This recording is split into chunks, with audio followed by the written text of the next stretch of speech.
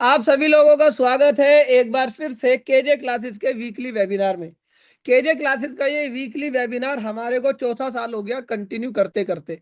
नवंबर 2022 में हमने शुरू करा था, तो नवंबर 2026 में हमारे को लगभग 4 साल हो जाएंगे, जिसके अंदर हम हर सप्ताह मिलते हैं और आपसे किसी ना किसी टॉपिक पे चर्चा करते हैं। तो आज इस सीरीज में एक पैसा कमाने का टाइम आया है, ठीक है ना। एक पैसा कमाने का टाइम आया है, जब तुम सब लोग फ्री रहते हो उस समय में पैसा कमाने का टाइम आया है। सर कौन सा टाइम आया है पैसा कमाने का? मैं आपको बता देता हूँ, 15 अप्रैल से लेकर 15 जुलाई तक, ठीक है ना, 3 महीने तुम पैसे कमा सकते हो। सर कैसे कमा सकते हैं पैसे? पैसे कैसे कमा सकते हो? अभी आरओसी की एक एमनेस्टी स्कीम आई है, और इस एमनेस्टी स्कीम को डिस्कस करने के लिए हमारे साथ एक बार फिर से मौजूद है आज की हमारी स्टार स्पीकर सीएस कीर्ति पोरवाल जी। सीएस कीर्ति पोरवाल जी को आप इससे पहले भी हमारे प्लेटफॉर्म पर सुन चुके होंगे, ठीक है ना। एक बार पहले कितने लोगों ने कीर्ति पोरवाल जी को सुना है, मुझे चैट बॉक्स में बता दो। तो कीर्ति पोरवाल जी एक प्रैक्टिसिंग कंपनी सेक्रेटरी है। इसके अलावा, ठीक है, मास्टर ऑफ कॉमर्स भी कर रखा है मैडम ने, ठीक है ना। मास्टर ऑफ कॉमर्स भी कर रखा है, और सीएस का काम, जो भी कंप्लाइंस है, एडवाइजरी है, सारा काम मैडम करती हैं, ठीक है ना। और उन्होंने जो अपना करियर शुरू करा था, ये नाम है मोडलेमा ग्रुप गुड़गांव से, वहां से इन्होंने अपना करियर शुरू करा था। तो अगर मैं बात करूं तो पूरे कंपनी सेक्रेटरी के जो जो काम होते हैं, जो जो कंप्लाइंस होते हैं, उसकी मैडम को एक परफेक्ट नॉलेज है। ऐसा मैं इसलिए क्यों कह पा रहा हूँ मैडम के बारे में, क्योंकि जो हमारी एक कंपनी थी section 8 company, grooming James foundation, थी नहीं भाई, है, ठीक है ना, अभी भी है, ठीक है ना। तो उस कंपनी का एक कंप्लाइंस का काम था बड़ा टेढ़ा, ठीक है ना। उस कंपनी का बड़ा कंप्लाइंस का काम था बड़ा टेढ़ा। तो मैंने सीएस कीर्ति पोरवाल जी को वो काम दिया। तो मतलब कि इतना सेटिस्फेक्शन मुझे सर्विस मिली वहां से, मतलब कि इवन दो मुझे कभी ने कॉल ही नहीं करना पड़ा कि मैडम मेरा ये काम कहाँ पर पहुंचा, कहाँ नहीं पहुंचा। इन्होंने और मेरी वाइफ ने आपस में कोऑर्डिनेट करके उस काम को बहुत शिद्दत से अंजाम दिया। तो तब से मैं इनका फैन हो गया हूँ कि परफेक्ट काम करती हैं मैडम। तो आज हमने इस स्कीम को समझने के लिए इस स्कीम को समझने के लिए हमने मैडम को याद करा, और मैडम ने हमें अपना टाइम दे दिया दूसरी बार। मैडम दूसरी बार आ रहे हो ना, आई थिंक आप हमारे प्लेटफॉर्म पे, अगर मैं सही कह रहा हूँ तो। हाँ। यस सर, दूसरी हाँ, बार तो आ रही हूँ मैं। पहले भी लोगों ने बहुत पसंद किया था मैडम आपका पढ़ाना। तो अब ये दूसरी बार आप हमारे जो सब्सक्राइबर है, इन्हें ना, ये कंपनी का काम ज्यादा करते नहीं है, तो मैंने इन्हें कल वादा करा था कि तुम सेशन में आओ, मैं तुम्हें इन 3 महीने के अंदर 1.5-2 लाख रुपए एक्स्ट्रा कैसे कमाने हैं ये मैं बता दूंगा, ठीक है ना। तो पहले मैडम बताएंगे तुम्हारे को, ठीक है ना। अगर कुछ रह जाएगा कि पैसे कैसे कमाने, मैंने कमाए थे। मैं जब मैडम मैं प्रैक्टिस में आया था 2014 में, ठीक है ना, कभी सर्च करके देख लेना। 2014 में अटल सिंह अंशपाल जी, ये वाली स्कीम आई थी अगस्त में, ठीक है ना। अगस्त 2014 में ये वाली स्कीम आई थी, और मैंने प्रैक्टिस शुरू करी थी। तो मैं एक सेशन अटेंड करने गया उस समय पर, किसी कंपनी सेक्रेटरी का ही, और 600 रुपये मैंने फीस दी, और उसके बाद आकर मैंने 1.5 लाख रुपए कमा लिए थे, 1-1.5 लाख उस टाइम पर, ठीक है ना। मैंने क्या करा था, मैं आपको बता दूं मैडम, 2 मिनट और लूंगा बस आपके। बिल्कुल मैंने सर। क्या करा, जितनी भी कंपनियां हैं, ठीक है ना, हम्म। खाली समय होता है नई प्रैक्टिस जब शुरू करते हैं, जितनी भी कंपनियां हैं मैंने सबका मास्टर डेटा सर्च कर दिया। कौन सी कंपनी जिससे मैं कोई सामान खरीद रहा हूँ, रोड पे चलते चलते जिसके नाम के आगे प्राइवेट लिमिटेड लिखा है, या जिन कंपनियों को मैं जानता हूँ, ठीक है ना, अपनी आर्टिकलशिप में जानता हूँ, अपने दोस्तों से जानता हूँ, मैंने सारी कंपनियों के मास्टर डेटा सर्च कर लिए। और मास्टर डेटा मैंने जब सर्च करा, तो मैंने देखा 4 कंपनियां ऐसी थी जिसके नॉन कंप्लाइंस हो रखे थे। और जब उनके नॉन कंप्लाइंस हो रखे थे, मैंने उनमें से किसी एक डायरेक्टर को फोन कर दिया और मेल डाल दी। और मेल डाल के क्या लिखा मैंने, सिंपल, कि भाई साहब आपके ये नॉन कंप्लाइंसेस हो रखे हैं, इस पर नॉर्मल लेट फीस 1 लाख रुपए है, लेकिन अभी स्कीम चल रही है, अगर आप इसमें अपने कंप्लाइंस कराते हो तो तुम्हारा काम 10,000 में हो जाएगा, ठीक है ना। तुम्हारा काम 10,000 में हो जाएगा, और मेरी फीस 50,000 है, ठीक है ना। वो मुझे जानते थे, उन्होंने कहा कपिल आके ऑफिस में मिलो, उनसे बात हुई, तो एक क्लाइंट ने मुझे 50,000 की फीस दे दी। इस तरीके से करके मैंने ऐसे 2-3 क्लाइंट पकड़े थे 2014 में। तो भाई अब तुम लोग क्या करो, मैं ना मैडम ये जानबूझ के करता हूँ, जैसे ना मेरे को किसी से क्या करना है, जैसे लेट सपोज करो किसी कंपनी से मैंने सॉफ्टवेयर खरीदा, तो मैं जब उससे सॉफ्टवेयर खरीद रहा हूँ पहले उसका एमसीए चेक कर लेता हूँ। और एमसीए चेक करने के बाद अगर उसके नॉन कंप्लाइंस होते हैं तो कह देता हूँ कि भाई करा ले, एक क्लाइंट बना लेता हूँ। ये एक हैबिट डाल लो, ये तुम लोग एक हैबिट डाल लो भाई साहब। ये तुम मजाक में मत समझो कि मैं हवाबाजी वाली बात कर रहा हूँ, ये मैं प्रैक्टिकल करता हूँ। मेरी गली के अंदर आते जाते अगर किसी बोर्ड पे प्राइवेट लिमिटेड लिखा होता है, मैं मास्टर डेटा सर्च करता हूँ उसका। तुम मेरे से पूछते हो ना कि सर क्लाइंट कैसे बनते हैं, this is a method to build a client. और अभी अभी मैं अपनी टीम को लगा दूंगा, जैसे ही फ्री होगी, कि जितनी कंपनियों से आज तक हमने डील करा है, सबका मास्टर डेटा चेक करो, और जिसके नॉन कंप्लाइंस है सबको ये मेल डालो। आज मैडम से सीख लूंगा मैं, और फिर मेल डाल दूंगा। ठीक है, काम आ जाएगा मेरे पास, फिर मैडम से ही करा लूंगा। थोड़ा बहुत मैडम हम भी कर लेते हैं, क्योंकि बाय प्रोफेशन बाय डिग्री मैं भी कंपनी सेक्रेटरी हूँ, पता है तुम्हें ये वाली बात। बाकी के लोगों को पता है कि मैं चार्टर्ड अकाउंटेंट के साथ कंपनी सेक्रेटरी भी हूँ। हाँ, एग्जाम पास करे मैंने, लेकिन मैडम की तरह ट्रेनिंग वगैरह नहीं करी। एग्जाम मैडम मैंने फाइनल पास कर रखा है कंपनी सेक्रेटरी का। तो ओवर टू मैम, आपको, ओवर टू यू। अब सेशन आपका, ऑडियंस आपकी। Hello sir, hello team. Thank you sir, मुझे अपॉर्चुनिटी देने के लिए दोबारा अपने प्लेटफॉर्म पे आने के लिए। और सर बोलना चाहूंगी कि मैं आपके जितनी एक्सपीरियंस नहीं हूँ। मैं अभी इतनी एक्सपीरियंस नहीं हूँ। मेरा 4 साल का कॉर्पोरेट एक्सपीरियंस है और 1 साल का मेरा प्रैक्टिकल एक्सपीरियंस है। तो आप अगर देखोगे तो सीसीएफएस मेरे लिए भी पहली बार आया है। मैं भी इसे अच्छा। पहली बार करूंगी। आप लोगों से हाँ। सर मुझे सीखना है। लेकिन सर मैंने पढ़ा है, मुझे जितनी नॉलेज है मैं आज डिलीवर करने की पूरी कोशिश करूंगी। और जैसा सर आपने बताया मुझे, जैसे आपने अपने वो क्लाइंट को कन्वर्ट करा सर, बड़ा इंस्पायरिंग लगा। मैं भी जाऊंगी मार्केट में, अगर मुझे कुछ दिखेगा तो मैं उन्हें भी कन्वर्ट करूंगी। बिकॉज अभी रिसेंट में मेरे पास भी एक क्लाइंट आया था। उनका इस साल का तो उन्होंने फाइलिंग करा लिया, बट पिछले साल की फाइलिंग नहीं थी। क्योंकि मेरे हस्बैंड सीए हैं तो उनकी जितनी भी कंपनियां होती हैं मैं हैंडल करती हूँ। तो मैं उनका पास डेटा भी चेक करती हूँ। जैसे सर आपने बताया प्रैक्टिस करते हो, आप मास्टर डेटा देखते हो। तो सर मैं जब आई, मेरी मेरे हस्बैंड से शादी हुई, मैंने इनका सारा प्रोफाइल देखा, सारा कुछ का। अब मेरे हाथ में जो काम है मैं वो करूंगी ना। तो मैंने सारा सबके मास्टर डेटा चेक करे। किसी का डायरेक्टर केवाईसी नहीं हो रखा है, किसी का डिप्टी थी फाइल नहीं हो रखा था, किसी का कुछ फाइल नहीं हो रखा था।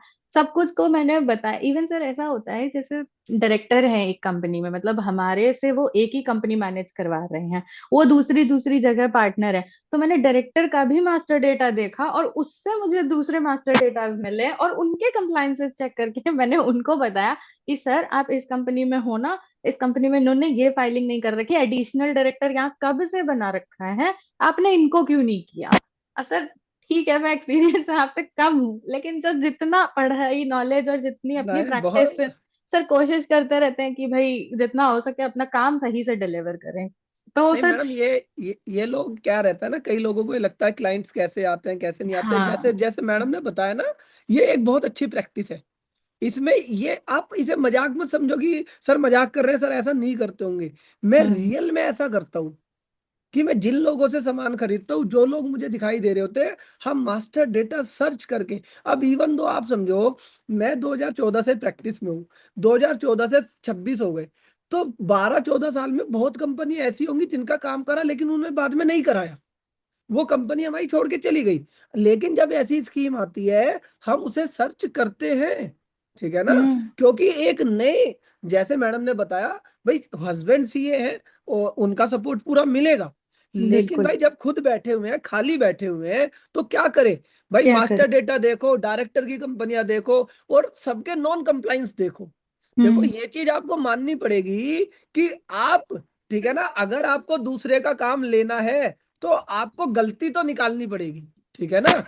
अगर अगर अगर कीर्ति मैडम मेरे काम में गलती नहीं निकालेंगी तो मेरा काम कीर्ति मैडम को नहीं मिलेगा, ठीक है ना। तो ये मतलब कि एक चीज है। और अगर आप सही गलती निकाल रहे हो तो इसमें कोई गलत नहीं है। अगर आप हवाबाजी कर रहे हो तो गलत है, लेकिन अगर आप सही गलती निकाल रहे हो तो वो बिल्कुल ठीक है। और जो व्यक्ति जिस चीज का एक्सपर्ट होता है, मैंने लास्ट टाइम भी क्या बताया था, अब कंपनी सेक्रेटरी के काम, सीएस के काम हम बहुत ज्यादा नहीं करते हैं, पहले हम बहुत ज्यादा करते थे। अगर मैं वो काम खुद कर सकता तो मैं मैडम को क्यों देता वो काम, ठीक है ना। हमें पता है कि जो काम एक्सपर्ट व्यक्ति कर सकता है वो काम खुद ना करे, लेकिन नॉलेज जरूर होनी चाहिए। अगर नॉलेज नहीं है तो सामने वाला पागल बना देगा, ठीक है ना। Over to you ma'am.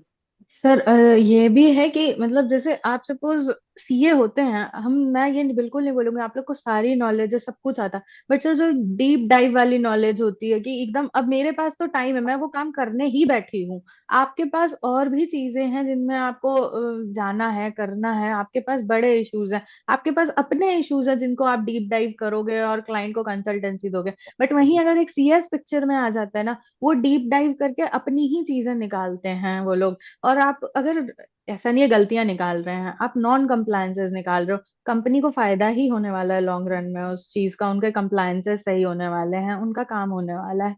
तो वो चीज है। अब सर जैसे आपने प्रैक्टिकल एग्जांपल दिया, मैं थोड़ा समय चाहूंगी सेमिनार शुरू करने से पहले, बट एक छोटी सी स्टोरी है। The thing is that we, I and my husband went to like eat a momo, मतलब जैसे वी यूज टू, तो गए। अब द थिंग इज कि जो मोमोज शॉप की ओनर थी वो सेक्शन 8 कंपनी चलाती थी।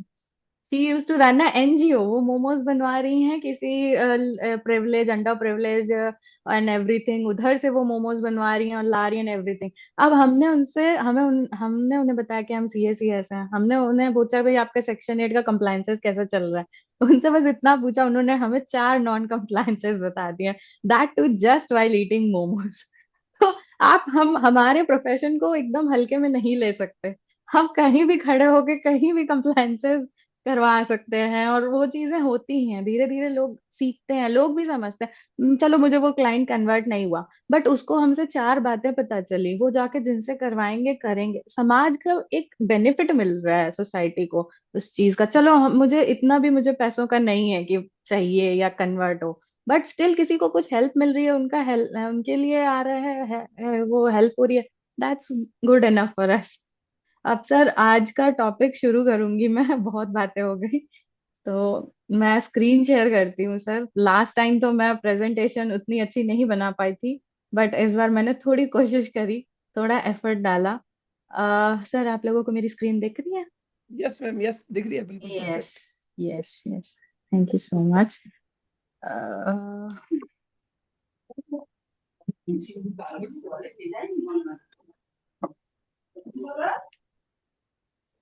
तो टीम, आज का जैसे हमारा टॉपिक है कंपनी कंप्लायंस फैसिलिटेशन स्कीम, तो इसके अंदर, क्या मेरा चल क्यों नहीं रहा है? एक मिनट। हाँ, आ गया। आज के मैंने कुछ कुछ, क्योंकि ये टॉपिक अगर आप बोलेंगे तो ये, अगर मैं चाहूँ तो काफी जल्दी खत्म हो जाएगा, छोटा है, लेकिन मैंने अपने एंड से थोड़ी और चीजें इसमें ऐड करने की कोशिश करी, क्योंकि जब सब इतने सारे लोग इकट्ठे हुए हैं तो एटलीस्ट कुछ जितना मेरे पास नॉलेज है मैं उतनी लोगों को डिलीवर कर सकूं। तो मैंने जैसे स्ट्राइक ऑफ हो गई, डोरमेंट कंपनी हो गई, थोड़ा बहुत कंपाउंडिंग का भी मैंने इसमें इंक्लूड करने की कोशिश करी है। तो लेट्स गो थ्रू दिस। अब जैसे सीईसीएफएस है क्या, अगर आप देखोगे तो it's a one time scheme. अब ये आया क्यों है, अगर आप इस चीज पे जाओगे तो आप ये देखो, एक मिनट में दिखाती हूँ। पहले जैसे हमारी आरओसीज थी, 27 आरओसीज थी, बट अभी आप देखोगे ये स्कीम आई क्यों, अगर आप एक आरओसी के पर्सपेक्टिव से देखोगे, पहले कम आरओसीज थी, अब इन्होंने और आरओसीज बढ़ा दी हैं, हर चीजों का जैसे आप देखोगे और 6 आरओसीज जुड़ गई हैं। तो ये अब आरओसीज करेंगी क्या, इनके पास काम कहाँ से आएगा, ये काम क्या करेंगे, आपके नॉन कंप्लायंसेस खोजेंगी, आपके जहां भी आपकी गलतियां हैं या नोटिस हैं, ये सारे इश्यूज करने की कोशिश करेंगे। बट आप ऐसे ही किसी को नोटिस नहीं इशू कर सकते, आप पहले उनको रेक्टिफिकेशन का खुद संभालने का टाइम दोगे। तो ये जो सरकार है हमारी, वो अभी यही करने की कोशिश कर रही है। इन्होंने क्या किया, हमें ये स्कीम ला के दी कि भाई आपका अगर सपोज कोई नॉन कंप्लायंस पड़ा हुआ है, आपके नोन में है, आप नहीं कर पा रहे हो, सपोज आपकी 3-4 साल पुरानी कंपनी, 3-4 साल पुराने कोई एजीएम या फाइलिंग या वो सारी चीजें पेंडिंग है, एजीएम नहीं वो मैं बाद में आऊंगी, फाइलिंग्स पेंडिंग है आपकी, तो आप उसको फाइल कर लो, उसको खत्म कर लो, या जो भी चीजें हैं, और ताकि आपकी जो नॉन कंप्लायंसेस है वो खत्म हो जाए। अब ये स्कीम खत्म होने के बाद क्या करेगी, आरओसी हो सकता है कि वो पेनल्टीज लगाए, वो नॉन कंप्लायंसेस पॉइंट आउट करें कि भाई आप ऐसे हैं, आप ऐसे। तो इस जो ये स्कीम है, इसके माध्यम से हमें भी एक अपॉर्चुनिटी दे रही है आरओसी, और इवन सोसाइटी को भी एक अपॉर्चुनिटी दे रही है कि आप करो। और हमारा क्या दायित्व बन रहा है इसमें, कि हम जाके जो जितनी भी कंपनियां हैं जो हमारे जैसे सपोज क्लाइंट्स हैं, हमारे 30 क्लाइंट है, हमारे 40 क्लाइंट है, हम उन्हें अवेयर कर रहे हैं। अब यही क्लाइंट्स क्या होते हैं, ये डायरेक्टर्स हैं, अब इनके घर में और भी लोग हैं जो डायरेक्टर हैं, उनकी कोई कंपनी में कोई नॉन कंप्लायंसेस चल रहा है। तो हमारा ये अभी से सर ने जो ये सेमिनार रखा है सही टाइम पे रखा। अभी 1 महीना है हमारे पास जब ये स्कीम ओपन होएगी। तो हम इसमें क्या कर सकते हैं, खुद को ट्रेन कर सकते हैं, हमारे क्लाइंट्स को ट्रेन कर सकते हैं, उन्हें मेल लिख सकते हैं, उन्हें हम अपना एक समराइज फॉर्म में बता सकते हैं, ताकि वो और भी डायरेक्टर्स हैं उनको अपने फैमिली में अगर कोई उनके कंपनी रन कर रही है, आप वो उनको ट्रेन कर सकें, दिखा सकें कि भाई देखो ये फलाने सीए से या इस सीए से ये हमारे पास मेल आया है, आप इसको चेक करो, अगर आपकी कंपनी का नहीं हुआ है तो आप ये करवा लो जा करके। तो ये हमारे लिए इसमें भी इसमें अपॉर्चुनिटी। इसमें एक पॉइंट और मैं ऐड करना चाहूंगा मैम। यस इसमें सर। क्या है, मेरे कई क्लाइंट ऐसे हैं हम्म। जिनकी कंपनी के नॉन कंप्लाइंस है, ठीक है ना, बिल्कुल। लेकिन उनका ना बैंक अकाउंट चल रहा है, हम्म। उनका बैंक अकाउंट चल रहा है, उनका जीएसटी नंबर चल रहा है, हम्म। उनका bank account GST number ITR टकाटक चल रही है, हम्म। कंपनी का नॉन कंप्लाइंस है। अब जो हम्म। मैडम ने बताया है बिल्कुल सही बताया कि ये हम्म। आरओसी भी तो इस चीज को देख रही है कि भाई बंदा बिल्कुल। आईटीआर भरे जा रहा है, जीएसटी भरे जा रहा है, बैंक अकाउंट चालू है, हमारे को पैसे नहीं दे रहा, और अब बिल्कुल इस सर। स्कीम के बाद भी नहीं दे रहा। हम्म। तो भाई गवर्नमेंट तो फिर उसे डंडा करेगी ना, क्योंकि 27 आरओसी से, ये मेरी पहली नई इंफॉर्मेशन है कि इंडिया में 27 आरओसी से 33 आरओसी हो गई है, यस ठीक है सर। ना। ये कल। ये चीज तुम्हें भी नहीं पता होगी, चैट में लिखकर बताओ कितने लोगों को नहीं पता थी, ठीक है ना। हाँ, चैट में लिखकर बताओ कितने लोगों को नहीं पता थी, मुझे तो नहीं पता थी, ठीक है ना, कि 27 आरओसी से 33 आरओसी हो गई, मुझे तो ये भी नहीं पता था कि इंडिया में 27 आरओसी है, ठीक है ना। हाँ, नहीं सर थी पहले। वेरी वेल पॉइंट आपका, प्लीज कंटिन्यू। सर पहले थी, बट वो फिर अब उन्होंने अभी रिसेंट ही बढ़ाई 1 जनवरी से, और इन्होंने फिर अब ये फैसिलिटेशन स्कीम ला दी। तब सर आप समझ लीजिए कि इवेंट जैसे क्रोनोलॉजी चल रही है, तो इसका मतलब क्या बन रहा है, क्यों ये ऐसे कर रहे हैं, क्यों ऐसे तो कोई स्कीम नहीं ला देंगे ना। ये ला रहे हैं इसलिए ताकि भाई अब ये बाद में नोटिस अगर इशू करेंगे तो इनके पास भी काम रहेगा, और जो कंपनी है उनकी चेकिंग भी प्रॉपर हो पाएगी। जैसे हम पहले सोचते थे कि भाई फाइलिंग नहीं करेंगे, we will get away with that, but अब वैसा नहीं चल सकता है, धीरे धीरे हमारा काम भी लेगा उसको। अभी एआई आ रहे हैं, बाकी और टेक्नोलॉजीज आ रही हैं, और ऑफिसेज इंफ्रास्ट्रक्चर भी सेटअप हो रहा है हमारे लिए, तो वो चीजों का कहीं ना कहीं यूज निकलेगा जा करके। अब सीएफएसएस का ओवरऑल मैं आपको एक समराइज वे में अगर जस्ट दे दूं, तो आपकी अगर आप 3 चीजों में सीसीएफएस अपना लगा सकते हैं। एक तो एनुअल फाइलिंग आपकी नहीं हो रखी है, वो चीज एनुअल फाइलिंग एंड एडीटी 1। इसके अलावा आपकी अगर स्ट्राइक ऑफ है, कोई अगर आपको स्ट्राइक ऑफ करनी है, या अगर आप डोरमेंट कंपनी का स्टेटस लेना चाहते हैं, तो इन 3 चीजों में ही आपको सीसीएफएस मिलेगा, बाकी चीजों के लिए सीसीएफएस नहीं है।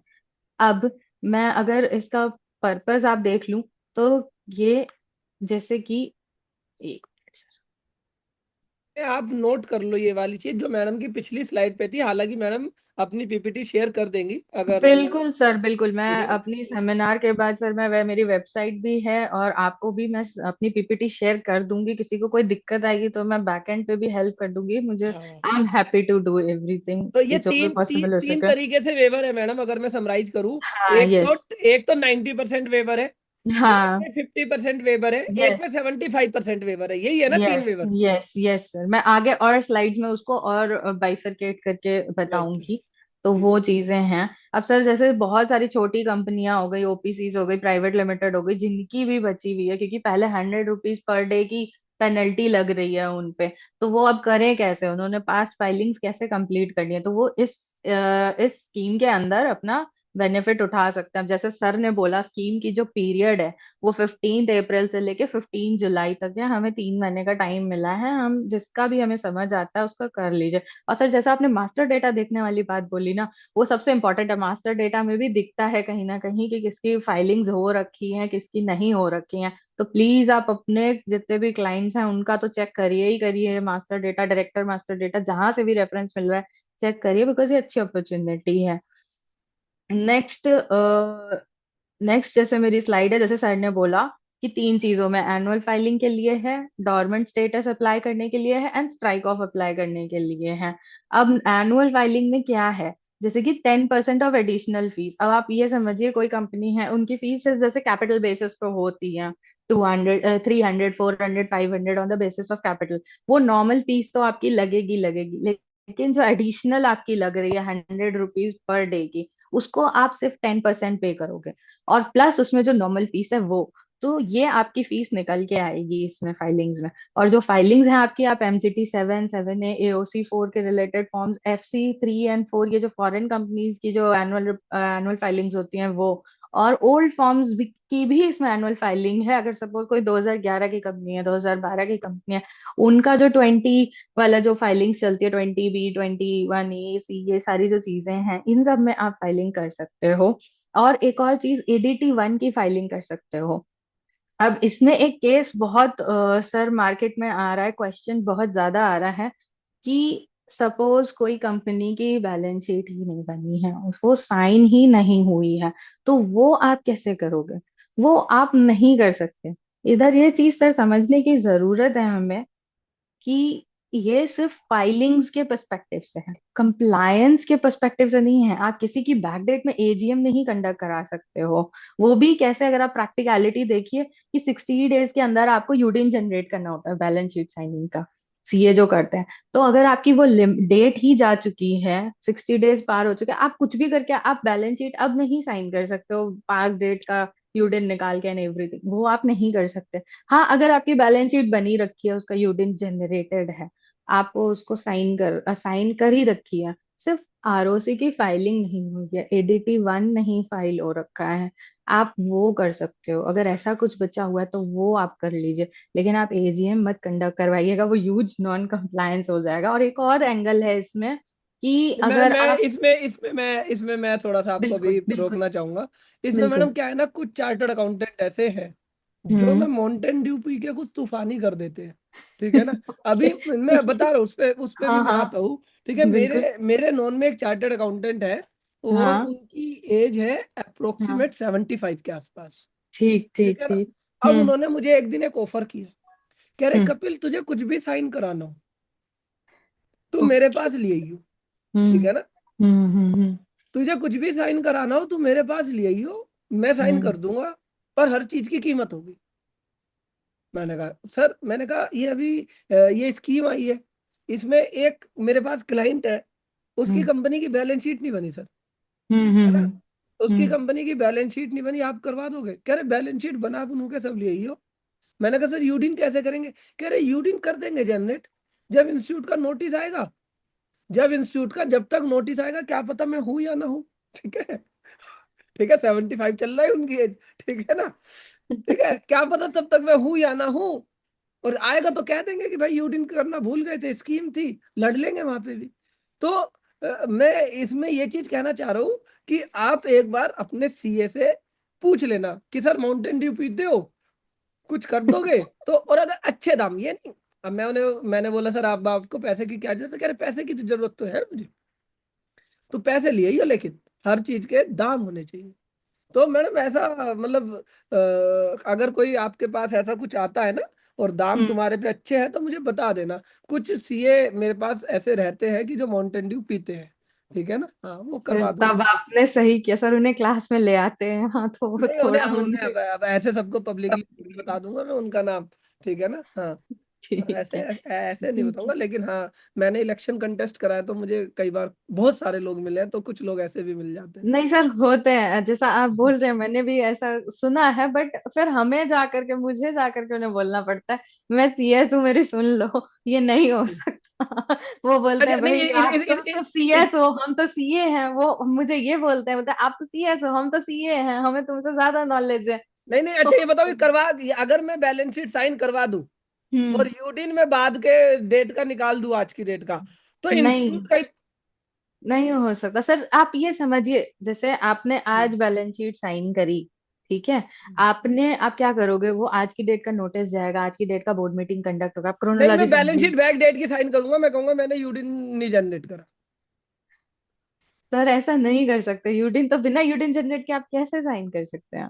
अरे नहीं नहीं मैडम, आप समझिए, ये हम्म। मैं इस पे थोड़ा सा 5 मिनट लगा लेते हैं। अटल सिंह जी मेरा साथ बिल्कुल। देंगे।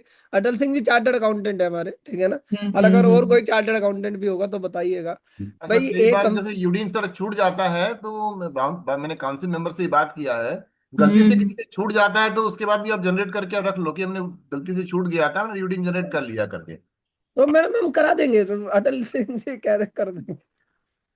सर अब इसका तो मुझे भी आइडिया नहीं है सर, सही बात बता रही हूँ मैं, अगर मुझे हाँ आइडिया तो होता कोई नहीं, तो मैं एक बार बता देती। एक बार अर्पित जी से पूछिएगा, ठीक है ना, कि ठीक है। सेशन के अंदर एक सीए मिले थे अटल सिंह जी, ठीक है, वो कह रहे थे कि कोई बात नहीं, अगर यूडिन भूल गए तो करा देंगे, ठीक है ना। ठीक अटल है। जी करा दोगे ना? हाँ, करा देंगे सर। ये देखो तुम्हें ढूंढने की जरूरत ही नहीं है, ठीक है ना। मैं तो 75 वालों के पास गया था, अटल जी 55 वाले ही मिल गए, कह रहे कोई नहीं तो करा देंगे, 110 पी लेंगे। ठीक है, वो सर आपके मेथड्स हैं, बट सर अगर प्रॉपरली उस चीज को कंप्लाई करें सर, बड़ी कंपनियों के बैलेंस शीट हैं, आप उनमें रिस्क भी तो सर आप नहीं समझिए। नहीं, मैं बड़ी कंपनी की तो बात ही नहीं कर रहे, हम तो छोटी कंपनी की बात कर रहे हैं, और हम कह रहे हैं हम भूल गए। अटल जी खुद मान रहे हैं कि गलती से भूल गए। सर कई बार होता है सर, एक आध कोई छूट जाता है, एक आध बस तो। बस। हाँ। बट सर तो बस। कितना कितना बैकडेटेड आप करोगे, मतलब सर आप 1 साल भूले रहोगे, 2 साल भूले, सर आप कैसे जस्टिफाई एक अब आध तो साल की स्कीम। बात है, एक आध साल, मतलब 6 महीना, मतलब उतना नहीं, बट बहुत सर पुराना। फिर भी वो चीज, मतलब आप समझो, आप अभी अभी अगर आप स्कीम के टाइम पे निकाल रहे हो वो चीज को, तो वो हाँ। तो सीधे सीधे पता चल रहा है कि स्कीम आई है, आपने इसलिए भूला, वो याद आ गया, आपने निकाला। अब वो रचना चीज जैन, है सर। ललितपुर यूपी से और जुड़ गई है, ये भी चार्टर्ड अकाउंटेंट है, ठीक है ना। तो ज्यादा लंबा थोड़ा तो दिक्कत होता है मैडम, ज्यादा लंबा थोड़ा दिक्कत होता सीए जो सौरभ अग्रवाल, सीए सौरभ अग्रवाल जी भी सीए है। देखो आप अपना म्यूट करके अनम्यूट करके बताए, अब कोई व्यक्ति भूल गया, 75 साल की उम्र वाला भूल सकता है या नहीं भूल सकता? ठीक है ना। और वो कह रहा है इंस्टीट्यूट को मैं देख लूंगा, कोई बात नहीं, नोटिस आएगा रचना जैन जी देख लेंगे, डिसिप्लिनरी होगी देख लेंगे, वो बात की बात है ना।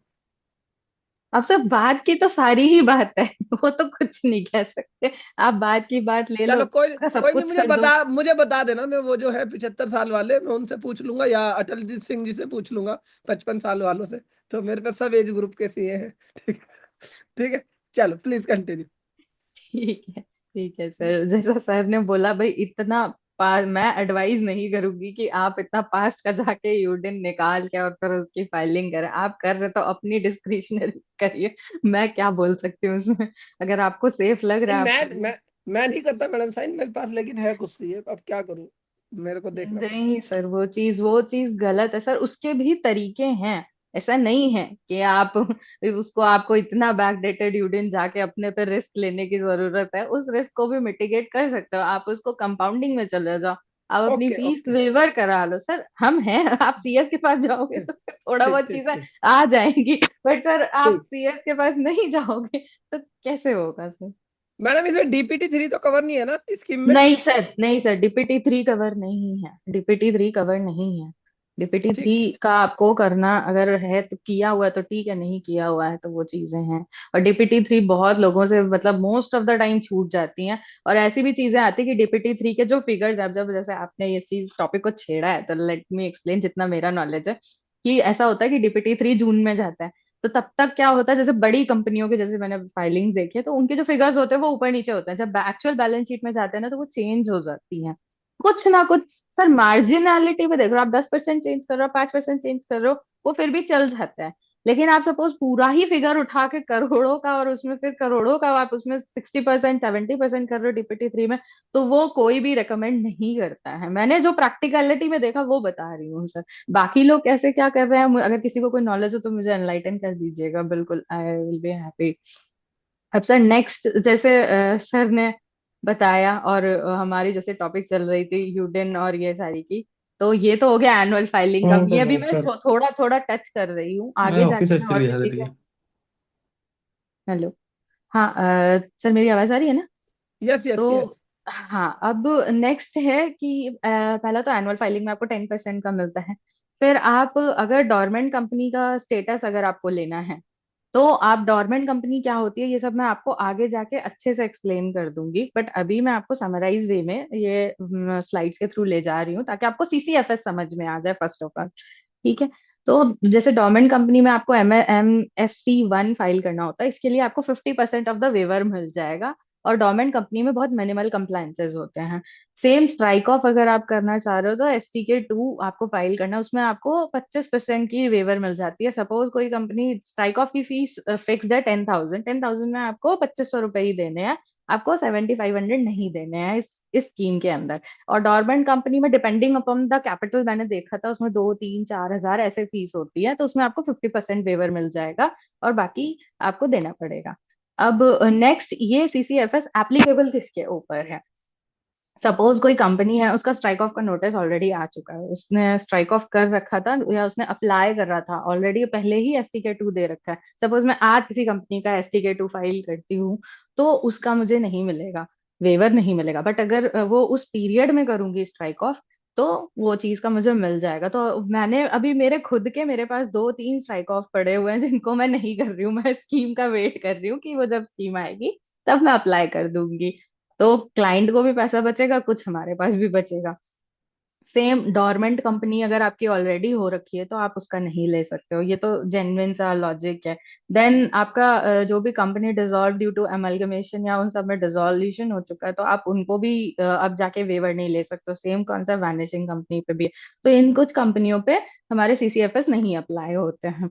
इम्यूनिटी क्या है कि ये कंपनी, ये इन चीजों का, एक तो आप इनको पेनल्टी आपकी जो भी है वो जो आपका एडिशनल है वो 10% लग के आ रहा है। अब एक और चीज है इसमें इम्यूनिटी मिल रही है कि फ्यूचर में कोई पेनल्टी नहीं लगेगी इस चीज पे। सपोज आप लेट फाइल कर रहे हो तो एक पेनल्टी होती है 1 लाख, एंड फिर उसका इतना करके समथिंग समथिंग आप पढ़ोगे उसको। तो वो चीजों की कोई पेनल्टी नहीं लगेगी फ्यूचर में, अगर आपने अभी CCFS के अंदर इसका फायदा उठा लिया तो। और एक और चीज ये रहा, लेकिन अगर कोई एडजुडिकेशन अगर पास हो चुका है तो आपको पेनल्टी देनी है। अगर आपके पास अभी कोई ऑर्डर आ जाता है सपोज, तो आपको वो चीज पे करनी पड़ेगी, वो उसमें आपको वेवर नहीं मिलेगा। मैडम अगर मैं इसे थोड़ा सा समराइज करूं, तो यस सर, अगर यस सर। हम दो वर्ड्स को अलग अलग करें, देखो हाँ जो ROC फीस लगती है, हम उसे हाँ। पेनल्टी वर्ड यूज नहीं करते, हम उसे एडिशनल नहीं, लेट फीस बोलते हैं। एडिशनल यूज करते हैं, बिल्कुल सर, बिल्कुल सर। ठीक है। एक और तो चीज होती कि जब हम एडि लेट फाइल जब हम सर करते हैं, इस चीज में मैं ऐड करना चाहूंगी, जब हम लेट फाइल करते हैं, सपोज आपने किसी की कंपनी का 60 डेज बाद फाइल करा, 60 डेज और ऊपर करके आपने जनवरी में फाइलिंग कर दी या फेब में फाइलिंग कर दी, तो आप एडिशनल तो दे रहे हो, बट इसका मतलब ये नहीं कि ROC आपको पेनल्टी नहीं लगा सकती, वो बाद में जाके पेनल्टी लगाती है। अगर ROC डिटेक्ट करता है, आपको नोटिस दिया, तो आपको पेनल्टी लगेगी उस चीज की, भले आपने एडिशनल पे करा है। लेकिन ये जो स्कीम है, इसके अंदर आपको वो पेनल्टी नहीं लगेगी, आप एडिशनल फीस दीजिए सर। सर अब आप बोलिए सर, आप कुछ बोल रहे थे। हम मैं वही चीज कह रहा था कि भाई हमारे यूजर्स इस चीज को समझे। जो ROC फीस लेती है, हम उसे फीस बोलते हैं जो नॉर्मल होती है, 300 रुपये 400 रुपये पर फॉर्म। अगर हम्म आप लेट फाइल करते हैं तो हम उसे बोलते हैं एडिशनल फीस। ठीक है, हम्म यहाँ पर एडिशनल फीस का वेवर है इस स्कीम में। ठीक है, मैडम ने जो चीज बताई कि अगर कोई व्यक्ति एडिशनल फीस के साथ भी दे रहा है, तो जो सेक्शन 92 है, सेक्शन 137 है, ठीक है ना, इसके अंदर जो फाइलिंग लिखी है उसके लिए पेनल्टी लग सकती है पहले। लेकिन अगर आप इस स्कीम के अंदर आकर फाइलिंग करते हो, तो एक तो आपको एडिशनल लेट फीस में वेवर मिल गया, ठीक है ना, 90% का वेवर मिल गया, और एक जो पेनल्टी इसमें लग सकती थी उसका वेवर मिल गया।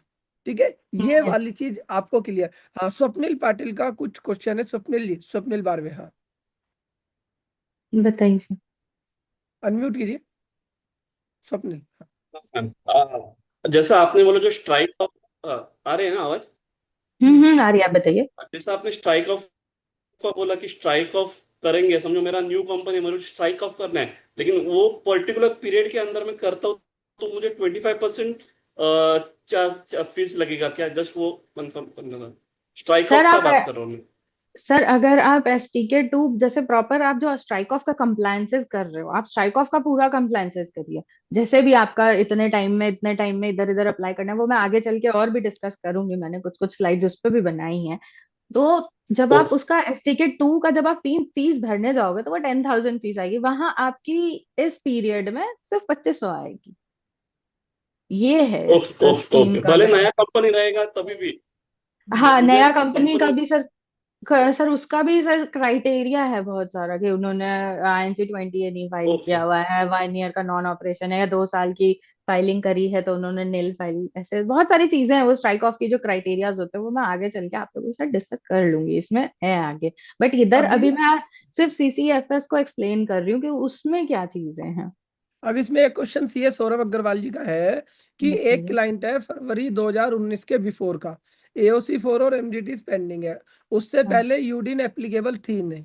तो अब कोई रिस्क है क्या फाइलिंग में? मेरे हिसाब से तो कोई नहीं है, बाकी मैडम बताइए। हाँ सर, अगर यूडिन का अगर आप सॉर्ट कर लेते हो तो हो जाएगी फाइलिंग। अगर आप यूडिन सॉर्ट कर ले रहे हो, आपकी एजीएम कंडक्ट है बेसिकली, अगर आपकी एजीएम दिखी हुई है ना कि एजीएम इस दिन की है, आपने पेपर वेपर अपने बना रखे हैं, तो आप फाइल कर लो उसको, उसमें कोई दिक्कत नहीं आएगी। बट अगर आपकी एजीएम कंडक्ट नहीं है, आपका उधर पे दिक्कत है फाइलिंग, आप उसको साइनिंग नहीं दिखा पा रहे हो, आपको उधर दिक्कत आ रही है, तो आप फाइलिंग नहीं कर पाओगे। ये चीज क्या है।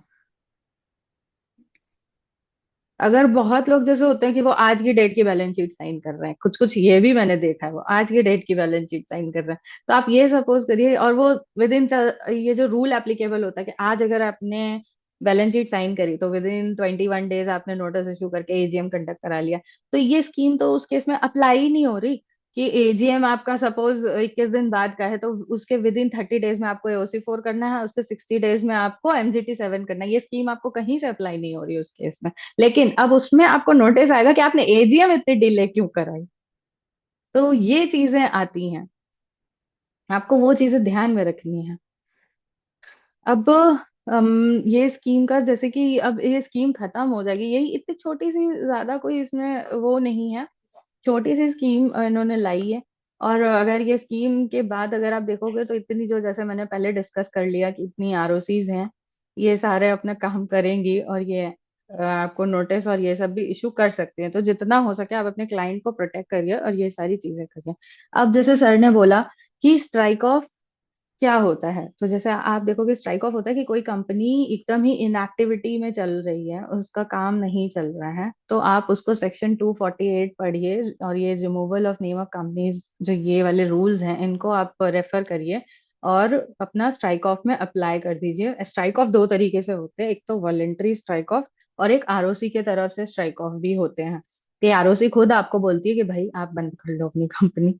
और जैसे कि पावर आप देखोगे कि क्या है, जैसे कोई कंपनी ने बिजनेस अपना शुरू ही नहीं करा, 1 साल हो गया बिजनेस नहीं शुरू करा, इनएक्टिव है कोई कंपनी 2 कंजिक्यूटिव फाइनेंशियल ईयर से, और कोई डोरमेंट स्टेटस के लिए भी नहीं फाइल कर रखा है, नॉन सब्सक्रिप्शन हो गया NC 20A का, NC 20A में सब्सक्रिप्शन ही नहीं आ रहा, बैंक अकाउंट में पैसे ही नहीं आए हुए हैं, या आरओसी ने अगर वेरीफाई कर लिया कि भाई इधर पे तो रजिस्टर्ड ऑफिस इनका ऑपरेट ही नहीं हो रहा है, तो ये 248(1) में कुछ ये क्राइटेरियाज हैं जिसमें आरओसी आपको बोलेगा कि आप कंपनी स्ट्राइक ऑफ कर लो STK 2, या वो खुद स्ट्राइक ऑफ कर देंगे आपको।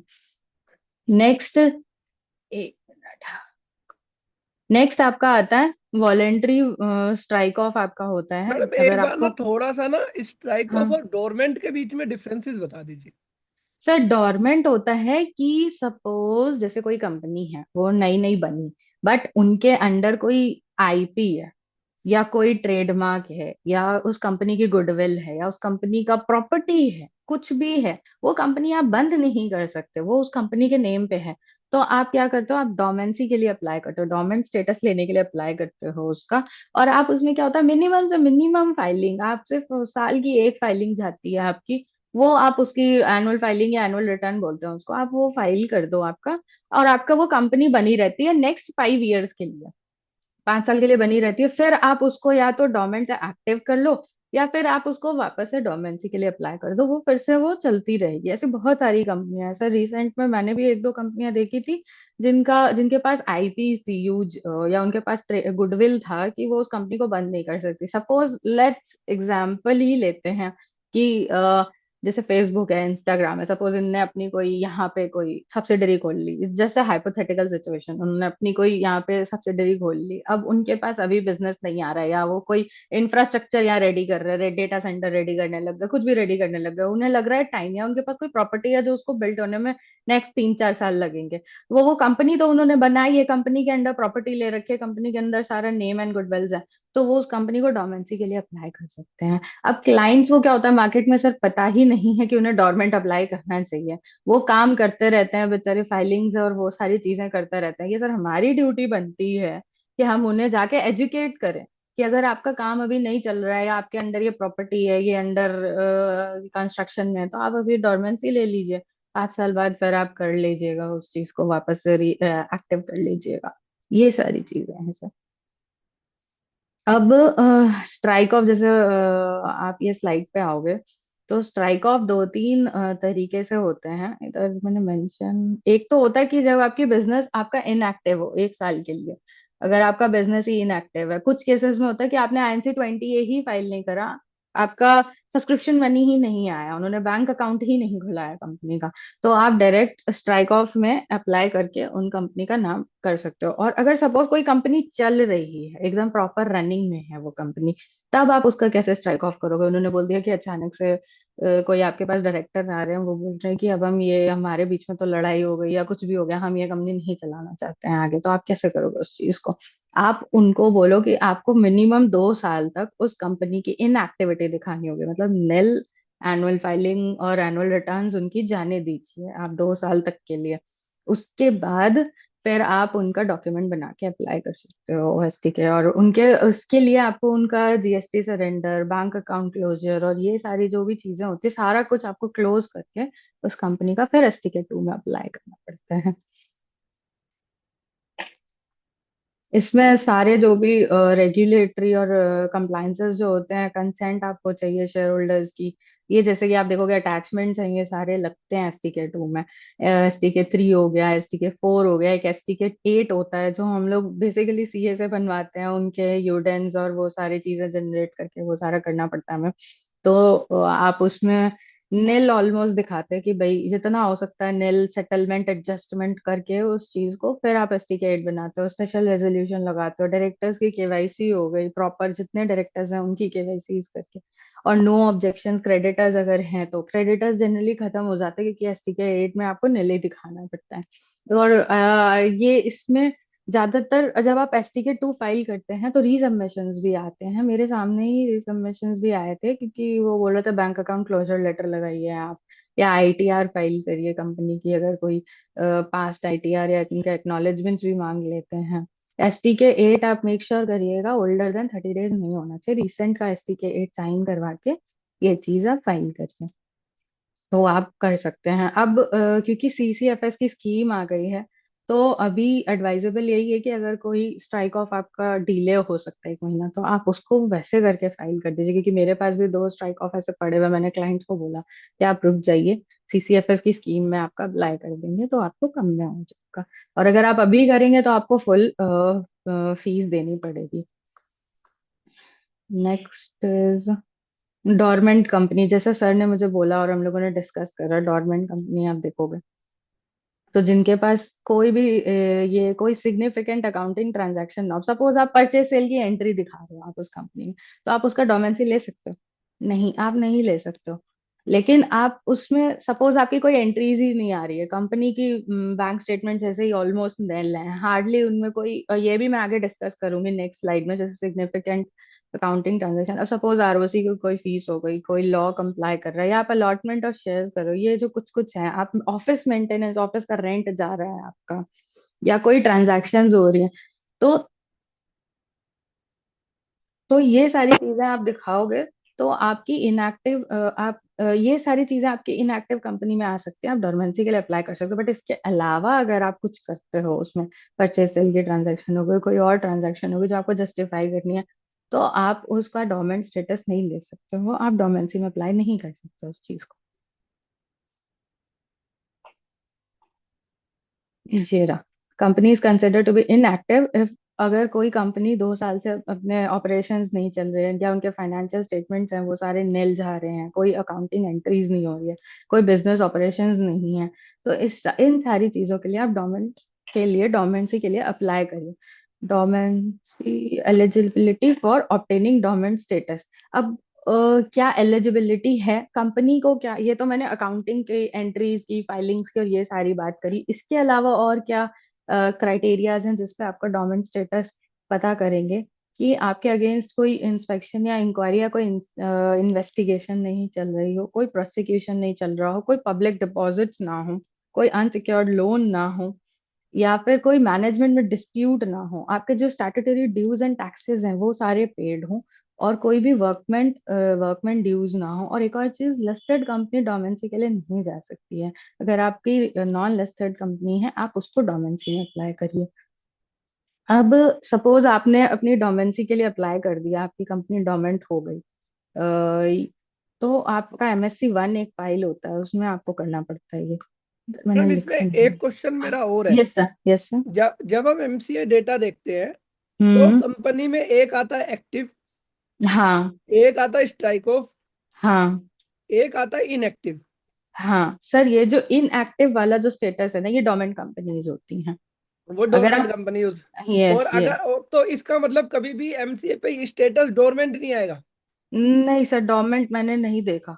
मैं भी इस चीज पे रिसर्च कर रही थी कि डोमेंट क्यों नहीं आ रहा, इनएक्टिव क्यों आ रहा। मैंने एक दो कंपनियों का देखा भी था, मास्टर डेटा भी खोल के देखा था, उसमें इनएक्टिव का ही स्टेटस दिखा रहे थे वो।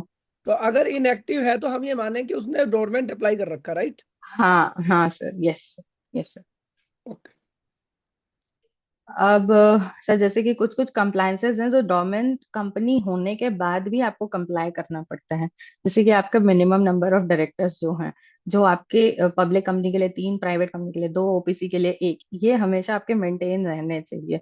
अगर आपका कोई फॉर्म अलॉटमेंट ऑफ शेयर्स हो रहा है या चेंज इन डायरेक्टर हो रहा है आपका इन द मीनवाइल, आपके ट्रांजैक्शंस तो नहीं हो रही, बट आपके डायरेक्टर ही चेंज हो गया या कोई शेयर ही आपको अलॉट करना होगा, तो आप वो सारी फाइलिंग्स अपनी अगर एप्लीकेबल हैं तो वो करिए आप। और आपकी ईच हाफ ईयर में, हर 6 मंथ्स में आपका 1 बोर्ड मीटिंग होना चाहिए।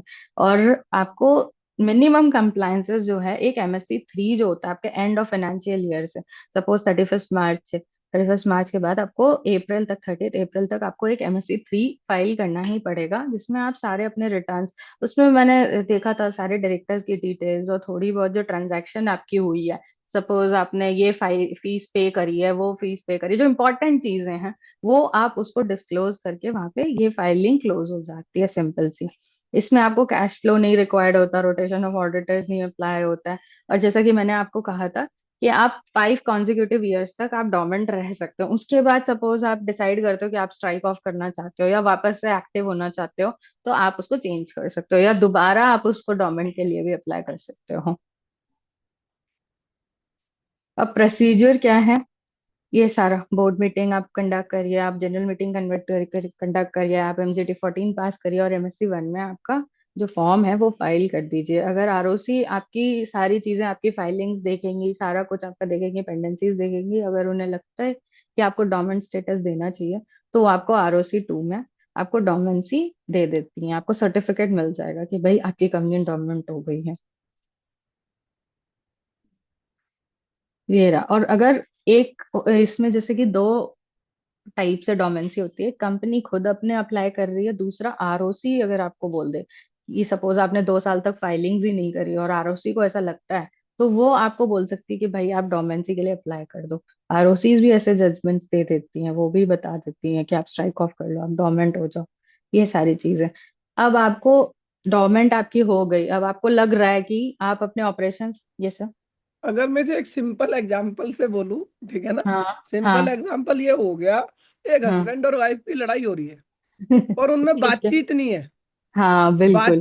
बातचीत नहीं है, लेकिन हम्म। वो कह रहे हैं यार अभी डिवोर्स के लिए नहीं जा रहे, ठीक है ना? हाँ, यस। हम हमें स्पेस चाहिए, सेपरेट रहना है, ठीक हम्म। है ना?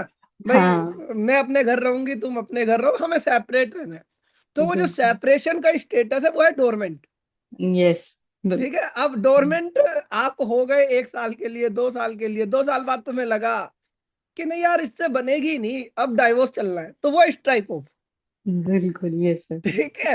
और अगर, ठीक है ना, अगर 2 साल के बाद हमें लगा कि नहीं नहीं अब बन सकती है बात, तो फिर हम दोबारा से नॉर्मल आ जाओ घर पे, कोई बात नहीं। ठीक है, वापस ये से आ जाओ। है ना, ये यही है ना मैडम?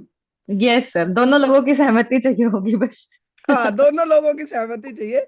तो कब हाँ डोरमेंट लेना है, कब स्ट्राइक ऑफ करना है। और एक्टिव का मतलब क्या है कि तुम हर साल, ठीक है हाँ, ना, आप, बर्थडे सेलिब्रेट कर रहे हो, वाइफ का एनिवर्सरी सेलिब्रेट कर रहे हो, तो इसका मतलब समझ जाओ स्टेटस से कि दे आर एक्टिव। यस, ठीक है। बिल्कुल। सर, ठीक है, एग्जाम्पल काफी फनी था बट अच्छा लगा, मतलब आपने मेरी प्रॉब्लम सॉल्व कर दी, आपने इजी में समझा दिया लोगों को काफी। ठीक, ठीक, ठीक है, प्लीज। Yes yes. अब जैसे कि सर ने बोला कि डोमेंट कंपनी और एक्टिव कंपनी और स्ट्राइक ऑफ का डेफिनेशन आप लोग को मेरे से ज्यादा सर ने अच्छे से समझा दिया। अब सपोज नेक्स्ट हम रीएक्टिवेट कर रहे हैं, कोई डोमेंट कंपनी है, उनको रीएक्टिवेट करना, उन्हें लग रहा है कि अब वो कुछ अकाउंटिंग एंट्रीज या उनके ट्रांजैक्शंस वो सेल सेल परचेज करना चाह रहे हैं, या अब उनके माल बनना है, उनको माल खरीदना है, बहुत सारी चीजें हैं, वो अपने ऑपरेशन शुरू करना चाहते हैं। तो वो वापस से एक्टिव में आएंगे। एक्टिव में आने के लिए बोर्ड मीटिंग होल्ड करेंगे, रिटर्न एक फाइल करेंगे MSc 3 में, और अपना जो ये है ROC उनको दे देगा MSc 4 में। ये ROC इनका MSc 5 में उनको दे देगा सारा, कि भाई आप एक्टिव हो गए और नॉर्मल आप अपने ऑपरेशन शुरू कर दो। तो ये छोटा सा जो था स्ट्राइक ऑफ और इनका डिफरेंशिएशन, मैंने आपको स्ट्राइक ऑफ और डोमेन का समझा दिया। अब नेक्स्ट आते हैं कि AGM वाला जो टॉपिक था वो मैं आपको बता रही थी, कि एनुअल फाइलिंग और AGM वाला, कि आप क्या कर रहे हो, डिलेड AGM है। सपोज नॉर्मल तो AGM आपको विद इन ये 15 मंथ्स का गैप पीरियड में करना होता है, 30 सितंबर जिसकी ड्यू डेट होती है। फर्स्ट AGM है तो with in 9 months of financial year करना है, सब्सिक्वेंट AGM है तो with in 6 months of financial year करना है। ये सब हम सबको पता है जो हम कर रहे हैं नॉर्मली। एक और चीज होती है कि AGM का एक्सटेंशन। लेकिन एक्सटेंशन बहुत लोग मुझे बाद में आते हैं CS के पास, सर ये बहुत कॉमन क्वेरी रहती है। जब AGM की ड्यू डेट जा चुकी होती है, वो मुझे आके बोलते हैं कि आप हमारी AGM एक्सटेंड करा दीजिए। सर ये मुझे CA फ्रेटर्निटी से, तो CA सबसे ज्यादा कॉमन CA ही ये क्वेश्चन करते हैं। तो मैं इस सेमिनार के थ्रू जितना हो सकता है लोगों को अवेयर कराना चाहूंगी कि आप एक्सटेंशन AGM के ड्यू डेट के बाद नहीं ले सकते। आप चाहे कुछ भी कर लीजिए, आप एक्सटेंशन नहीं ले सकते हो कि आप बोलो कि अब आप ROC से एक्सटेंड करा लो। आपको एक्सटेंड कराने के लिए उसको पहले से अप्लाई करना पड़ता है। आप सपोज 30 सितंबर है, आप इससे पहले विद इन 1 महीना तब भी आप हाथ में लेके CS के पास जाइए। सपोज अरे ऐसे होते मैडम, कि उससे पहले अगर पता लग जाए, क्लाइंट आ जाए, तो हम एक्सटेंशन ही क्यों जाए? हम हमारे को हम तो अगर हमारे को तो लास्ट डेट में भी अगर क्लाइंट आ जाए, तो हम हाँ, तो जब तक हमारा उसमें यूडिल भी जाए सर आप हम कर 30 देंगे। सितंबर को भी आप एकदम प्रॉपर हाँ, फाइलिंग। सर एक और कॉमन चीज एक और मैं देखती हूँ कि 30 सितंबर को ही लोग साइन कर रहे होते हैं। सर ये बहुत गलत प्रैक्टिस है सर। मुझे नहीं, मैं कैसे 5 सितंबर को करते हैं हम तो, 5 सितंबर को सर करते आप करते हैं, बट सर मेरे मेरे नॉलेज में ऐसी फाइलिंग्स आई है जो 30 सितंबर को कर रही है सर। वो तीस हैं। नहीं तो सितंबर 30 सितंबर बैलेंस शीट को तो साइनिंग की डेट है। सर वो CS को बोलते हैं कि आप शॉर्ट टर्म नोटिस पे करिए। शॉर्ट टर्म नोटिस पे सर होता है 95 शेयर होल्डर्स का आप कंसेंट लेके कर सकते हो। ठीक है, हम्म 95 हम ही बनाते हैं सर, हम ही उसको ड्राफ्ट करते हैं, 95% शेयर होल्डर से साइन करा लिया, और वो चीज आप शॉर्ट टर्म नोटिस पे कर सकते हो। बट सर प्रैक्टिकलिटी देखिए, आप 30 सितंबर को बोर्ड मीटिंग भी कर रहे हो, आप 30 सितंबर को AGM भी कर रहे हो, और सर बीइंग अ प्रोफेशनल वो चीज सर चुभती है। सर हमें तो नॉलेज है, हम तो इस चीज को अवॉइड कर सकते हैं। नहीं नहीं, आप हम दो हम दिन हम 3 दिन मैंने कभी अपनी किसी कंपनी में शॉर्टर नोटिस पे कोई एजीएम नहीं करी। मैं अपने जो मेरे ऑडिटर है, क्योंकि मैं खुद का ऑडिट नहीं कर सकता, मेरे हम्म, ऑडिटर को सीधा है कि मैं शॉर्टर पीरियड पे नहीं करूंगा। आप बैलेंस शीट पहले से पहले मेरी करके दो। बिल्कुल। शायद वंस इन ए वाइल किसी एक केस में मेरा शॉर्टर नोटिस हुआ था, और वो हम्म शॉर्टर नोटिस फिर हमने 21 या 22 तारीख को दिया था। हमने 30 हम्म को तो कभी दिया ही नहीं। सर आप तो सर मैं आपका समझ रही हूँ, आपके पास एक दो कंपनीज, या आप अपनी अगर आपकी कि आप अगर आप प्रैक्टिस में हो, आपके पास बल्क में आ रहा है डेटा, लास्ट मोमेंट पे आता है। ये भी तो क्लाइंटों की तरफ से भी तो इशू है। क्लाइंट्स भी तो इतने अनअवेयर हैं कि उन्हें नहीं पता कि आप डेटा लास्ट मोमेंट पे दे रहे हो। और सर मैं इस चीज को यहाँ क्यों रेस कर रही हूँ कि यहाँ पे बहुत सारे CAs हैं यहाँ पे जिनको ये नॉलेज में, अगर किसी को नहीं है तो, क्योंकि सर हम CS हैं, हम उस बोर्ड मीटिंग को कंडक्ट करा रहे हैं, हम उस AGM को कंडक्ट करा रहे हैं, हमें उस चीज का ना पता है कि क्रोनोलॉजी कैसे चल रही है। आप कम से कम एक दिन का टाइम तो लो। आप एकदम उसी दिन पे क्यों कर रहे हो? आप एक दिन का टाइम, क्योंकि आप समझिए जिस डेट को आप बैलेंस शीट साइन कर रहे हो, आप यूडिन निकाल रहे हो, आप सब कुछ कर रहे हो, तो उस डेट को आप बोर्ड मीटिंग कंसिडर करते हो, जिस बोर्ड मीटिंग में आप नोटिस दे रहे हो नेक्स्ट AGM की डेट का। सपोज क्लोजली हेल्ड कंपनी है, हम ये भी बोलते हैं क्लोजली हेल्ड कंपनी है, डायरेक्टर डिनर टेबल पे बैठ के AGM कर सकते हैं, बोर्ड मीटिंग कर सकते हैं, शेयर होल्डर उनके कर सकते हैं, दे कैन डू इट। तो आप क्या करोगे? कम से कम नेक्स्ट दिन AGM रखिए उसको, एक दिन का टाइम लीजिए कि भाई एक दिन 29 को हम बैलेंस शीट साइन करवा रहे हैं, 30th को हम AGM कंडक्ट करा रहे हैं। चलिए आपने पेपर वर्क कर लिया, आपने 95% कंसेंट ले लिया, आपने सब कुछ ले लिया, बट स्टिल एक कुछ तो डिफरेंस रखो कि आप नहीं होना जस्टिफाई चाहिए। कर सको बाद में। नहीं तो सर ये डाउट हो मुझे, जाता है मैडम, डाउट हो जाता है। हाँ अब मैं इसे फिर दोबारा से एक एग्जांपल से लूंगा। बिल्कुल ठीक बिल्कुल है। सर बताइए। अब अटल सिंह अंसवाल जी थे, ठीक है ना। हम्म। एक ही दिन लड़की देखने गए, हम्म। उसी दिन मौका हो गया, उसी दिन सगाई हो गई, उसी दिन दुल्हन को लिया आई है। तो मोहल्ले में चर्चा तो होगी ना कि भाई ये कैसे हो गया यार, इसका कुछ पता ही नहीं चला, एक ही दिन में सब कुछ हो गया। तो पहले से कुछ ताकत और बाद में आके कह रहे हैं नहीं ये सभी अरेंज मैरिज थी। अरे अरेंज मैरिज में ऐसा थोड़ी होता है, ठीक है ना। तो कुछ ना कुछ तो गड़बड़ थी। तो मैडम का बिल्कुल यहाँ पर पॉइंट बिल्कुल ठीक है। भाई बिल्कुल सेम डे मत करो करो यार, बुक्स क्लोज करो 31 मार्च को, है ना। हाँ। मतलब अफेयर चलाओ 1 अप्रैल से 31 मार्च तक, फिर उसे 31 मार्च को क्लोज करो, फिर उसे 5 सितंबर को अप्रूवल डालो, मतलब रोका वोका करो, 30 सितंबर को एजीएम दिखाओ, ठीक है ना। सगाई वगाई हो गई, फिर आरओसी फाइलिंग करो, ठीक है ना, अक्टूबर नवंबर में जाके। That is a proper method, ठीक है ना। सर तो आपके तरीके में भी देखे सर, चलो मिले पहली बार, एंगेजमेंट उसी दिन हो गई, कोई बात नहीं। लेकिन सर शादी में तो टाइम रखो, कौन सेन हाँ बंदा सर हाँ शादी नेक्स्ट दिन कर लेगा सर, कैसे कोई हाँ बैठ सकता है मंडप में जाके। यू नहीं, नीड बिल्कुल सम तो टाइम सर, एक दिन में तो बिल्कुल सर बिल्कुल। लहंगा वहंगा भी रेडी नहीं होता सर, हाँ, आप नहीं तो यही उसमें समझो। उसमें सर कुछ गड़बड़ हुई होती है इसलिए वो लोग हाँ कुछ गड़बड़ है जरूर, ठीक है ना। हाँ तो सर आप सेम डे सर, आप एक दिन के अंदर बैलेंस शीट, एक दिन में आप बैलेंस शीट साइन करवा ले रहे हो, नेक्स्ट डे आप एजीएम कंडक्ट करवा दे रहे हो, तो एक दो दिन नहीं, का अटल टाइम अटल हम्बल सिंह जी की ऐसे हुई रिक्वेस्ट। थी शादी, ये बता रहे थे मेरे को। कह रहे सर मैं तो उसी दिन लड़की देखने गया, सगाई शादी सब उसी दिन हो गए, पंडित जी को बुलाया गुरुद्वारे में जाके, मतलब फेरे वेरे सब कर लिए। मैंने कहा कुछ मैटर है, ठीक है ना। हाँ। एक क्वेश्चन आया मैडम राजेश गुप्ता जी का, एलएलपी को कोई रिलीफ है क्या इसके अंदर? नहीं सर, अभी एलएलपी के लिए नहीं आया, ये प्योरली कंपनीज पे अप्लाई हो रहा है। आप अगर नाम भी देखोगे तो कंपनी फैसिलिटेशन स्कीम इनका नाम आ रहा है।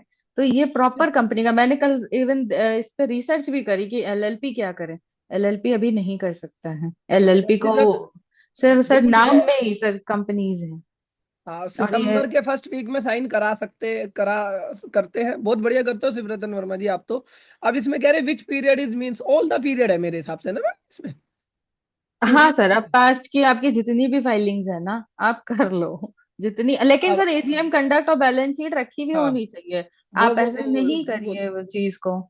अब जो ये कह रहे हैं अटल जी की UDIN generation is not possible, तो अभी मैडम कंपाउंडिंग बताने वाली है, तो वहां पर आपका आंसर हो जाएगा अटल जी, है ना। Yes yes sir, yes sir. Sir मैं कोशिश करूंगी, जितनी मेरी नॉलेज है लिमिटेड, मैं उस चीज को डिलीवर कर नहीं नहीं पाऊँ मैडम, अब। बहुत बढ़िया करा रहे हैं आप, बहुत बढ़िया करा रहे हैं, हमारी नॉलेज भी बढ़ रही है, ठीक है ना। ये तो सब लोग पता नहीं वीडियो ऑफ करके क्यों बैठे हैं। घर के बर्तन मांज रहे हो तुम, बीवी के पैर दबा रहे हो, क्या कर रहे हो, झाड़ू पोछा कर रहे हो तुम, जो वीडियो ऑफ कर रखी है। तुम मुंह दिखाने के लायक नहीं हो क्या? हाँ, तो मुंह दिखाने के लायक हो तो मुंह दिखाओ ना यार, क्यों इतना घूंघट डाल रखा है तुमने, ठीक है ना। हाँ, रचना जैन नाम के आगे सीए लगाओ ना। तुम्हें सीए इंस्टीट्यूट से क्या दिक्कत है? तुम अपने नाम के आगे सीए नहीं लगाती हो। हाँ, अब देखो सीए सौरभ अग्रवाल जी, कितने स्मार्ट लग रहे हो आप वीडियो ऑन करके, ठीक है ना। पहले तो मुझे लग रहा था कोई लड़की है सौरभ नाम की, अब पता लगा कि भाई यार तुम लड़के हो, ठीक है। अपने नाम के पीछे लगा लिया करो, जैसे मैंने लगा रखा है ना केजे क्लासेस दिल्ली, कहाँ से हो, ठीक है ना, ठीक है। रचना जैन जी सीए लगाया करो नाम के आगे, ठीक है ना। हाँ, मुझे तो पता है, मैडम को तो पता होना चाहिए। मैडम को अपने इसके अंदर एक्सपेक्टेड क्लाइंट भी दिखने चाहिए ना। बिल्कुल बिल्कुल सर। तो इसलिए नाम के आगे सीए लगा लिया करो, ठीक है, प्लीज मैडम।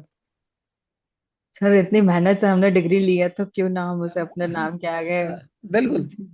सपना होता है फोटो, सर बच्चों का कि वो अपने नाम के आगे लगाएं, और जब हमें मिल जाता है तो हम लगाते ही नहीं है, हाँ, तो वो 15 अप्रैल चीज। के बाद ऑटोमेटिक रिलीफ मिलेगा। आप जब हाँ फॉर्म पे जाओगे तो उसमें अपने आप आ हाँ जाएगा, ठीक है, बिल्कुल। ऑटोमेटिकली एप्लीकेबल हो जाएगी। सौरभ अग्रवाल जी का एक क्वेश्चन है, इन्हें अनम्यूट कर देते हैं एक बार। सौरभ अग्रवाल जी अनम्यूट कर दिया है मैंने, करो आप। बताइए बताइए। अनम्यूट करो सौरभ जी आप, हाँ। हाँ, मेरा एक क्वेश्चन है मैम।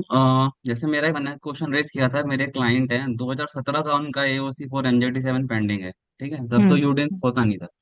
तो जैसे आपने बोला कि एजीएम हो जानी चाहिए मैम, प्रैक्टिकलिटी में तो हम क्या होता है कि हम लोग की नोटिस भेजते हैं, क्लाइंट से साइन करा लेते हैं, बिल्कुल नोटिस ऑफ बिल्कुल। एजीएम।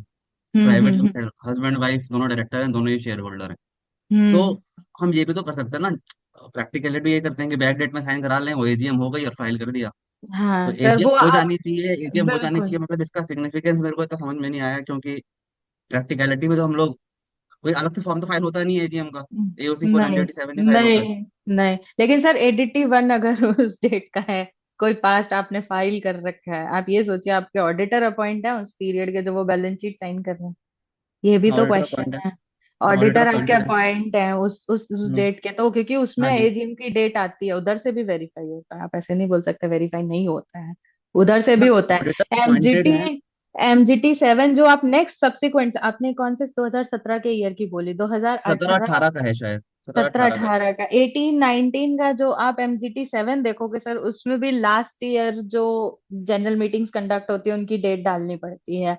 तो उधर से आप वेरीफाई कर सकते हो एजीएम कंडक्ट हुई है कि नहीं हुई है, बहुत सारी चीजें, बहुत सारी जगहों से सर पता चल जाता है लास्ट ईयर की क्या फाइलिंग्स हुई है। बोर्ड मीटिंग की डेट वहां पे होती है, जो बैलेंस शीट साइनिंग डेट हुई है लास्ट ईयर की, मतलब 2017-18 की, वो 18-19 की जो एमसीटी 7 है उसका जो बोर्ड मीटिंग डेट है उसमें वो साइनिंग डेट आपको मिल जाएगी, बैलेंस शीट साइनिंग डेट वहां से मिल जाएगी। तो सर ये चीज इस जो आपको मैंने वेरीफाई करने के जो पॉइंट्स बताए, इससे आपको पता चल जाएगा कि एजीएम कंडक्ट हुई है, बोर्ड मीटिंग कंडक्ट हुई है जिसपे बैलेंस शीट साइन हुई, सिर्फ फाइलिंग बची हुई है। अब कोई लोग जैसे बहुत तो सारे हैं जो वेरीफाई मतलब ही इन नहीं नट्स कर सकते हैं। हाँ सर बोलिए। मतलब इन नटसेल ये बोल सकते हैं, जो भी हमने फाइलिंग आरओसी में करी है वहां पे अगर हमने शो करा है कि एजीएम हुई है कंडक्ट, तो देन वी कैन हाँ, फाइल। हाँ सर मैं मैं, आरओसी आप। मैं नट सेल में बता दूं कहाँ से हो सौरभ जी, कहाँ से हो आप? नोएडा, ग्रेटर नोएडा से हूँ मैं। अरे नोएडा से हो ना, ग्रेटर नट सेल में ये है कि इस तरह के जो डिफिकल्ट टास्क है, हम्म, स्टार लगा के बता रहा हूँ, खुद ना करे, किसी कंपनी सेक्रेटरी की मदद ले, ठीक है ना। जो नॉर्मल हम क्या करते हैं, मैं आपको स्ट्रेटेजी बताता हूँ कीर्ति मैडम। हम क्या करते हैं, हम चार्टर्ड अकाउंटेंट है, सीएस कर रखी है, हम अपने ऑफिस में क्या करते हैं, आरओसी फाइलिंग कर देते हैं, ठीक है ना, खुद ही कर देते हैं कई बार तो, ठीक है ना। क्योंकि कंपनी सेक्रेटरी कई बार बिजी होते हैं, या कई बार हमें लगता है कि यार ठीक है हम कर देंगे, कर देते हैं, और फिर जब गलत हो जाती है तब हम मैडम के पास चले जाते हैं कि अब ये गलत हो गई है, अब आप देख लो, अब आप संभाल लेना। अगर ठीक हो गई तो ठीक हो गई। तो जो डिफिकल्ट चीजें हैं वो खुद नहीं करते।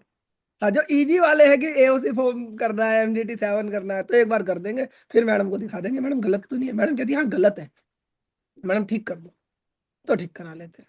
तो मैंने तो ये फंडा अपना रखा है मैडम अपने ऑफिस में कि मुझे लग रहा है मोस्टली इसलिए ऐसे ही करते होंगे। अटल सिंह जी खुद करते हो आरओसी फाइलिंग, या क्या कराते हो?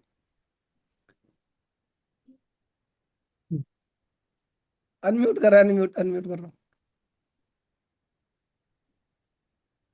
अनम्यूट करिए, अनम्यूट कीजिए, हाँ। जी सर। खुद करते हो या करवाते हो? आरसी भाई सर, हमारे एक दो सीए और हैं तो साथ में मिलके करते हैं सर। ये देखो, तो मैडम इन लोगों की ना कंपनी चेक कर लिया करो, क्योंकि ना सीए को कई बार एडिशनल डायरेक्टर में, डायरेक्टर में, प्रमोटर हाँ, डायरेक्टर में वो डिफरेंस नहीं पता होता। वो जब DIR 12 भर देते हैं उन्हें पता है डायरेक्टर पॉइंट के लिए DIR 12 जाएगा, लेकिन हाँ एडिशनल हाँ डायरेक्टर सिलेक्ट करना है, वहां डायरेक्टर सिलेक्ट करना है, प्रमोटर करना है, उसमें कंफ्यूजन होती है।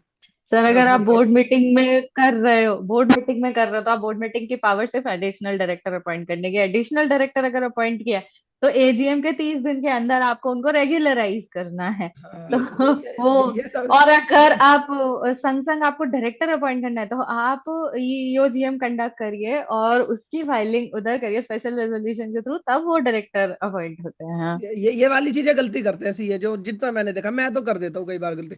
रचना जैन जी, तुम हम कैसे लोग करती हो सीए, शुरू में रचना रखते जैन जी? थे। सर खुद ही तुम ठीक करते ठीक हैं। कर, तुम भी खुद ही करते हो? हाँ जी सर, खुद ही करते हैं। नहीं, मैंने तो बीच में सीएस नहीं, से एक कराता था। सीएस है साथ में, अगर कुछ अच्छा, कंफ्यूजन होती है तो उनसे पूछ लेते हैं। फ्री में पूछते हो या नहीं पैसे नहीं, देते हो उन्हें? पेमेंट बेसिस पे है हाँ, कंसल्टेंट। मैंने एक बार और मजे की बात तुम्हें बता दूं, मेरे एक कंपनी सेक्रेटरी दोस्त थे, तो मैं उनसे फ्री में पूछ लिया करता था पहले, ठीक है, वो भी मेरे से पूछ लेते थे, मैं पूछ लेते था।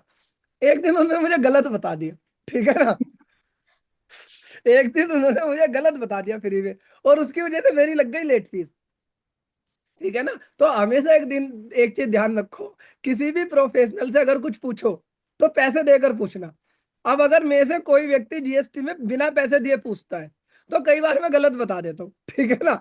ठीक है। और सर फिर सर एक पॉइंट है मेरा, गलती भी क्यों हुई होगी उनसे सर मैं बताती हूँ, क्योंकि उन्होंने आपसे पैसे नहीं लिए, हाँ, उन्होंने जल्दी जल्दी में देखा और बता दिया। अब सर जो सीएस, जैसे मैं, जो मेरा हाँ, काम करने का तरीका है, हाँ। मैं आगे पीछे की फाइलिंग्स चेक करती हूँ, फैक्ट चेक किया, वेरीफाई किया सर, उनमें टाइम लगता है, उसके लिए नहीं, डेटा चाहिए। मैंने उनसे वो चीज सीखी, और जो मैं गलत बताता हूँ वो मैं हम्म। व्हाट्सएप पे नहीं बताता, मेल पे नहीं बताता, मैं उसे हम्म। कॉल पे बताता हूँ, फिर बाद में बोलता हूँ मैंने तो ये बताया ही नहीं, मैं तो ये कह रहा था। तो फिर बाद में समझ आई, ठीक है ना, कि अगर किसी से सही कंसल्टेंसी लेनी है तो ऑलवेज पे फॉर डेट, ठीक है ना, ऑलवेज पे फॉर बिल्कुल। डेट, ठीक है ना। मैं तो अब जीएसटी में मेरे से कोई पूछे, अटल जी पूछ ले कई बार, ठीक है ना, और अगर इन्होंने पूछा और पैसे नहीं दिए, मैं ऐसे ही बता दूंगा कुछ भी। अगर हाँ पैसे दे रखे हैं तो फिर ठीक बताता हूँ, ठीक है ना। हाँ, तो मैं बता रहा हूँ ये सब ट्रिक्स हैं ये पैसा हम्म। कमाने की, ठीक है ना। तो ये ठीक ट्रिक्स है। मैं तुम्हें बता रहा हूँ, और मेरी फ्री वाली एडवाइस पे मत माना करो अगर मैंने व्हाट्सएप पे लिख के नहीं दी।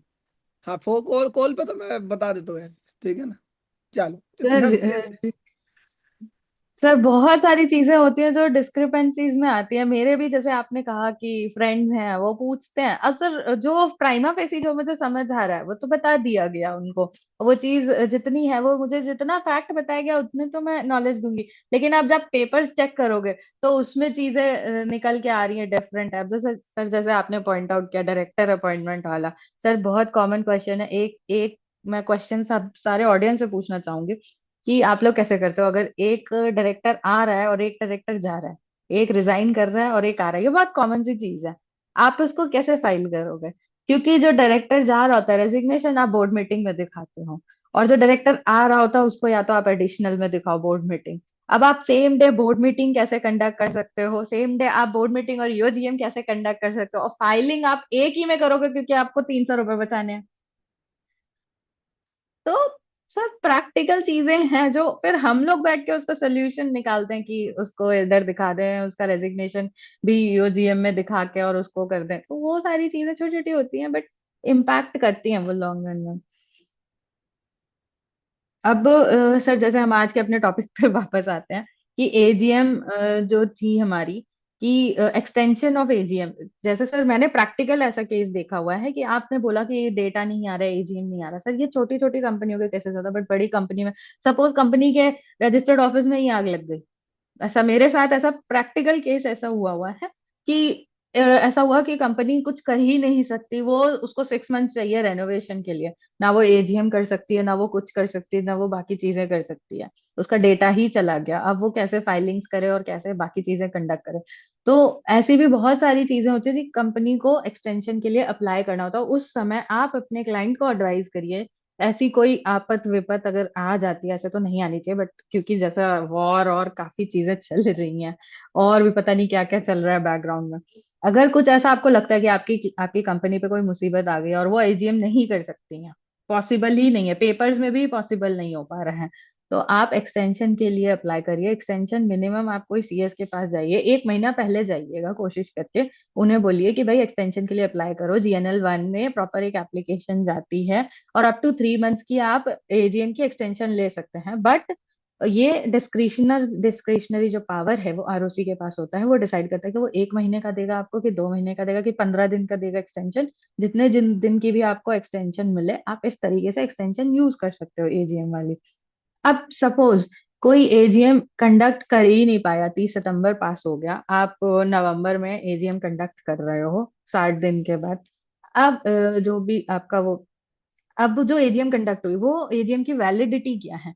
वो एजीएम एजीएम मानी जाएगी, उसके रेजोल्यूशंस पास माने जाएंगे, क्या होगा उस एजीएम का, क्या फ्यूचर है? द थिंग इज जो, एक मिनट मेरे नेक्स्ट स्लाइड में, हाँ, मेरे नेक्स्ट स्लाइड में मैं इस क्वेश्चन का आंसर देना चाहूंगी कि वो जो एजीएम है वो प्रॉपर वैलिड है।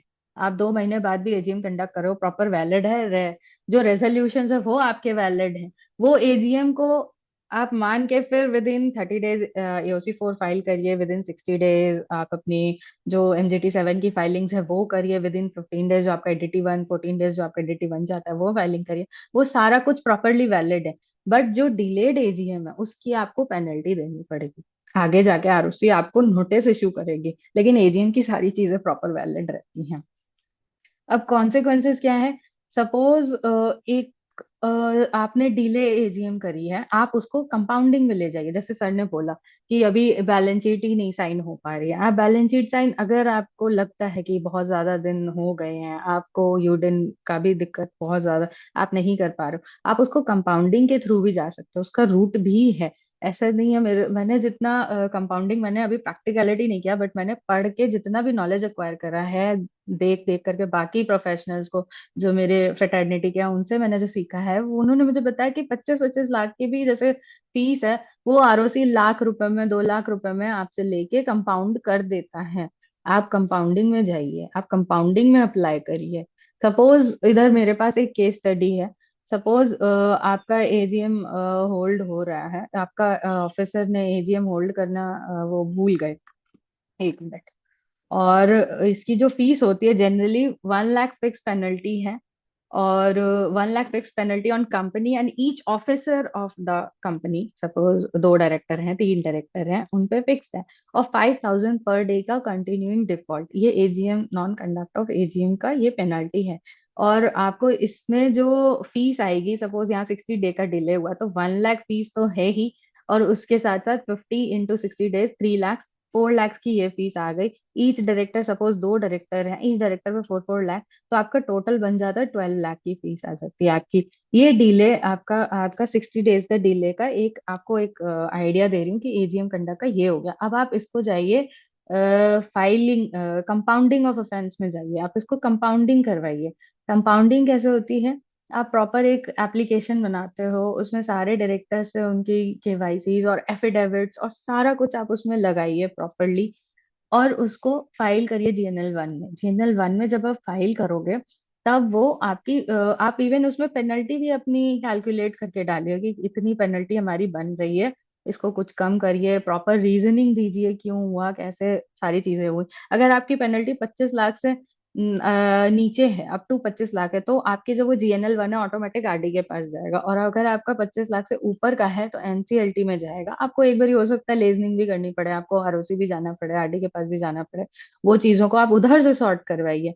ना कि आप जो आप यूडिन जनरेट करके और खुद पे जो रिस्क ले रहे हैं, आप उस चीज को समझिए, रिस्क क्यों लेना है जब आपके पास प्रॉपर तरीका है। क्लाइंट को एडवाइस करिए उस तरीके से कि भाई आपने किया है ये, आप दोबारा मत करिए, ताकि क्लाइंट को भी एक मैसेज जाए कि भाई आप दोबारा मत जाइए, आप देखिए हैसल कितना हो रहा है इस चीज में। कंपाउंडिंग में ऐसा नहीं है, मैंने जैसे आपको बोला 25 लाख की भी 1-2 लाख में भी निपट जा रही हैं चीजें, आपको फाइलिंग करने का भी मौका मिल जाएगा। और जैसे आप कंपाउंडिंग में हैं, आप वो मोटो अपने से जा सकते हो, या फिर आपको शो कॉज नोटिस इशू हुआ हो, या आपका अगर कोई प्रोसिक्यूशन चल रहा है उसके बाद भी आप कंपाउंडिंग में जा सकते हो। तो जो पेन अब कंपाउंडिंग किस चीजों के लिए होता है, जैसे कि आप पे कोई पेनल्टी लगी हुई है, आप उन पेनल्टीज का आप कंपाउंडिंग में अप्लाई करके आप उनको कम करवा सकते हो आरओसी के पास जा करके। तो ये जो एजीएम वाला जो आप बोल रहे थे, और जो वो प्रॉब्लम है, उसको आप इस तरीके से सॉल्व कर सकते हो। वो तो नेक्स्ट जो मैडम प्रोसेस, अब इसमें तो ये डिपेंड करता है कि पेनल्टी क्लाइंट, कितनी है। अब मान लो हाँ पेनल्टी 1 करोड़ है। हाँ, अब यस एक सर। करोड़ की पेनल्टी लग गई है, अब बंदा कंपाउंडिंग करे, एनसीएलटी में जाए या डिसिप्लिनरी में जाए इंस्टीट्यूट में, तो वो अपना हम्म। देखेगा कि कहाँ पर उसे कंफर्ट कहाँ है। कहाँ पे उसे कंफर्ट। तो मैं इसीलिए कह रहा था कि इसीलिए जो 75 साल के सीए हैं वो कोशिश करते हैं कि भाई साहब इंस्टीट्यूट वाला ठीक है, एनसीएलटी वाला थोड़ा सा डिफिकल्ट है। आप जो प्रेफर करेंगे, आप हम्म। करेंगे भाई एनसीएलटी वाला करो, ठीक है ना। देखो सबका एक ब्रॉड माइंड है, ठीक है ना, हाँ। कि भाई हमारे को अपना थिंकिंग क्या है। लेकिन मुझे अगर मैं चार्टर्ड अकाउंटेंट की बात करूं, जितना मैंने इनके बारे में जाना है, समझा हूं, उन्हें पता है कि हमारा इंस्टीट्यूट क्या एक्शन लेगा, ठीक है ना। तो 75 साल का जो सीए है वो एनसीएलटी में अगर किसी क्लाइंट का 1 करोड़ का आ रहा है पेनल्टी, हम्म। हम्म। तो वो कहेगा कि यार 75 साल वाले को किसी को ढूंढ भाई, उसे दे देंगे 2 लाख, उसे दे देंगे 3 लाख, ठीक है। हाँ, आपका क्या विचार है? सीए सौरभ अग्रवाल, सीए अटल सिंह हंसपाल और सीए रचना जैन, बाकी लोग बताओ उनका क्या विचार है, बंदा क्या करता होगा, सच सच बताना। हाँ चैट में बता दो, चैट में बता दो, बाकी लोग भी बता दो भाई, चैट में बता दो कि क्या करना ज्यादा सही है और क्यों करते हैं। बताओ भाई चैट में, ये कह रहे हैं सर क्या पता इंस्टीट्यूट का कोई आदमी बैठा हो, तुम पहले ही नॉन कंप्लाइंस करवा रहे हो हमसे इंस्टीट्यूट के। ठीक है ना। तो ये मैडम ने बिल्कुल सही बताया है कि भाई कंपाउंडिंग करो, this is a better way. ठीक है ना, this is a legal way. जो मैं तुम्हें बता रहा हूँ कि भाई वो सीए से साइन करा लो, उसे पैसे दे दो, यूडिन बोल दो भूल गए, इंस्टीट्यूट में एप्लीकेशन लगा दो, that is not a legal. ठीक है ना, वो तुम झूठ बोल रहे हो। तो अगर सर तुम्हें उसके भी कॉन्सिक्वेंसेज हैं, सर उसके कॉन्सिक्वेंसेज हैं। कंपनी को लग रहा है कि वो पैसे दे के दे विल गेट अवे, वो सीए को भी बचा लेंगे, वो खुद को भी बचा लेंगे, they will get away. Sir आप एक बात बताइए, वो अगर क्रॉस वेरीफाई हो गए नेक्स्ट एजीएम से, आप आपने नेक्स्ट आपका जो फाइलिंग MGT 7 उसमें आपने डेट दिखा रखी है एजीएम की, या आप उधर वेरीफाई नहीं कर पाए, सपोज उस कंपनी को आगे जाके लिस्टिंग में जाना है, नहीं डायरेक्टर तो वो तो नहीं शॉर्ट वो, टर्म में जा रहे हैं, शॉर्ट हाँ। टर्म में है। बट सर आप लॉन्ग टर्म कॉन्सिक्वेंसेज देखिए, अगर वो कंपनी बड़ी कंपनी है, वो बड़ी कंपनियों का सर एक और चीज होता है कि भाई हम कर लेंगे, हम पेनल्टी दे देंगे, हम ये कर लेंगे, हम कंपाउंडिंग में नहीं जाएंगे। लेकिन सर आप ये सोचिए, वो कंपनी जिस स्केल से बढ़ रही है, वो अगर हम्म। आगे जाके फिर अगर वो मर्जर में चली गई, या कोई बड़े कॉर्पोरेट एक्शन एनसीएलटी में अगर उनका कोई भी एप्लीकेशन चला गया, सब पुरानी सारी फाइलें खुल जाती हैं। आपको सब हम्म। कुछ एसटीके में भी, अगर आप एसटीके में भी अप्लाई करते हो ना, आपकी पुरानी सारी हम्म। डेटा वो चेक करते हैं कि आपकी चेक कर। फाइलिंग्स हुई है नहीं हुई है, कितना सही हुआ है, कैसे सही हुआ है, वो सारा क्रॉस वेरीफाई करेंगे। और हर सर मैं बीइंग अ सीएस मैंने जितना देखा है, डेटा आप हर साल का वेरीफाई कर सकते हो। कहीं ना कहीं इधर उधर बोर्ड रिपोर्ट में कहीं ना कहीं एक लाइन दिखा रहेगा, इधर एजीएम ऐसे हो गई है। वो नॉर्मल से सीएस ने बना दी हो या सीए ने बना दी हो, उनको इतना आइडिया नहीं है, नॉलेज नहीं है कितना नॉन कंप्लायंस हो रखा है, उन्होंने बना दिया उठा करके। सर वो क्रॉस चेक हो जाएगा कहीं ना कहीं से। मैडम जयप्रकाश जी का क्वेश्चन है 24-25 की, इनकी रिसेंट की ही। ठीक है ना, हम्म 24-25 की इन्होंने फाइलिंग नहीं करी। ठीक है ना। अब ये कह रहे हम्म। हैं सीसीएफएस में जाएं, क्या करें?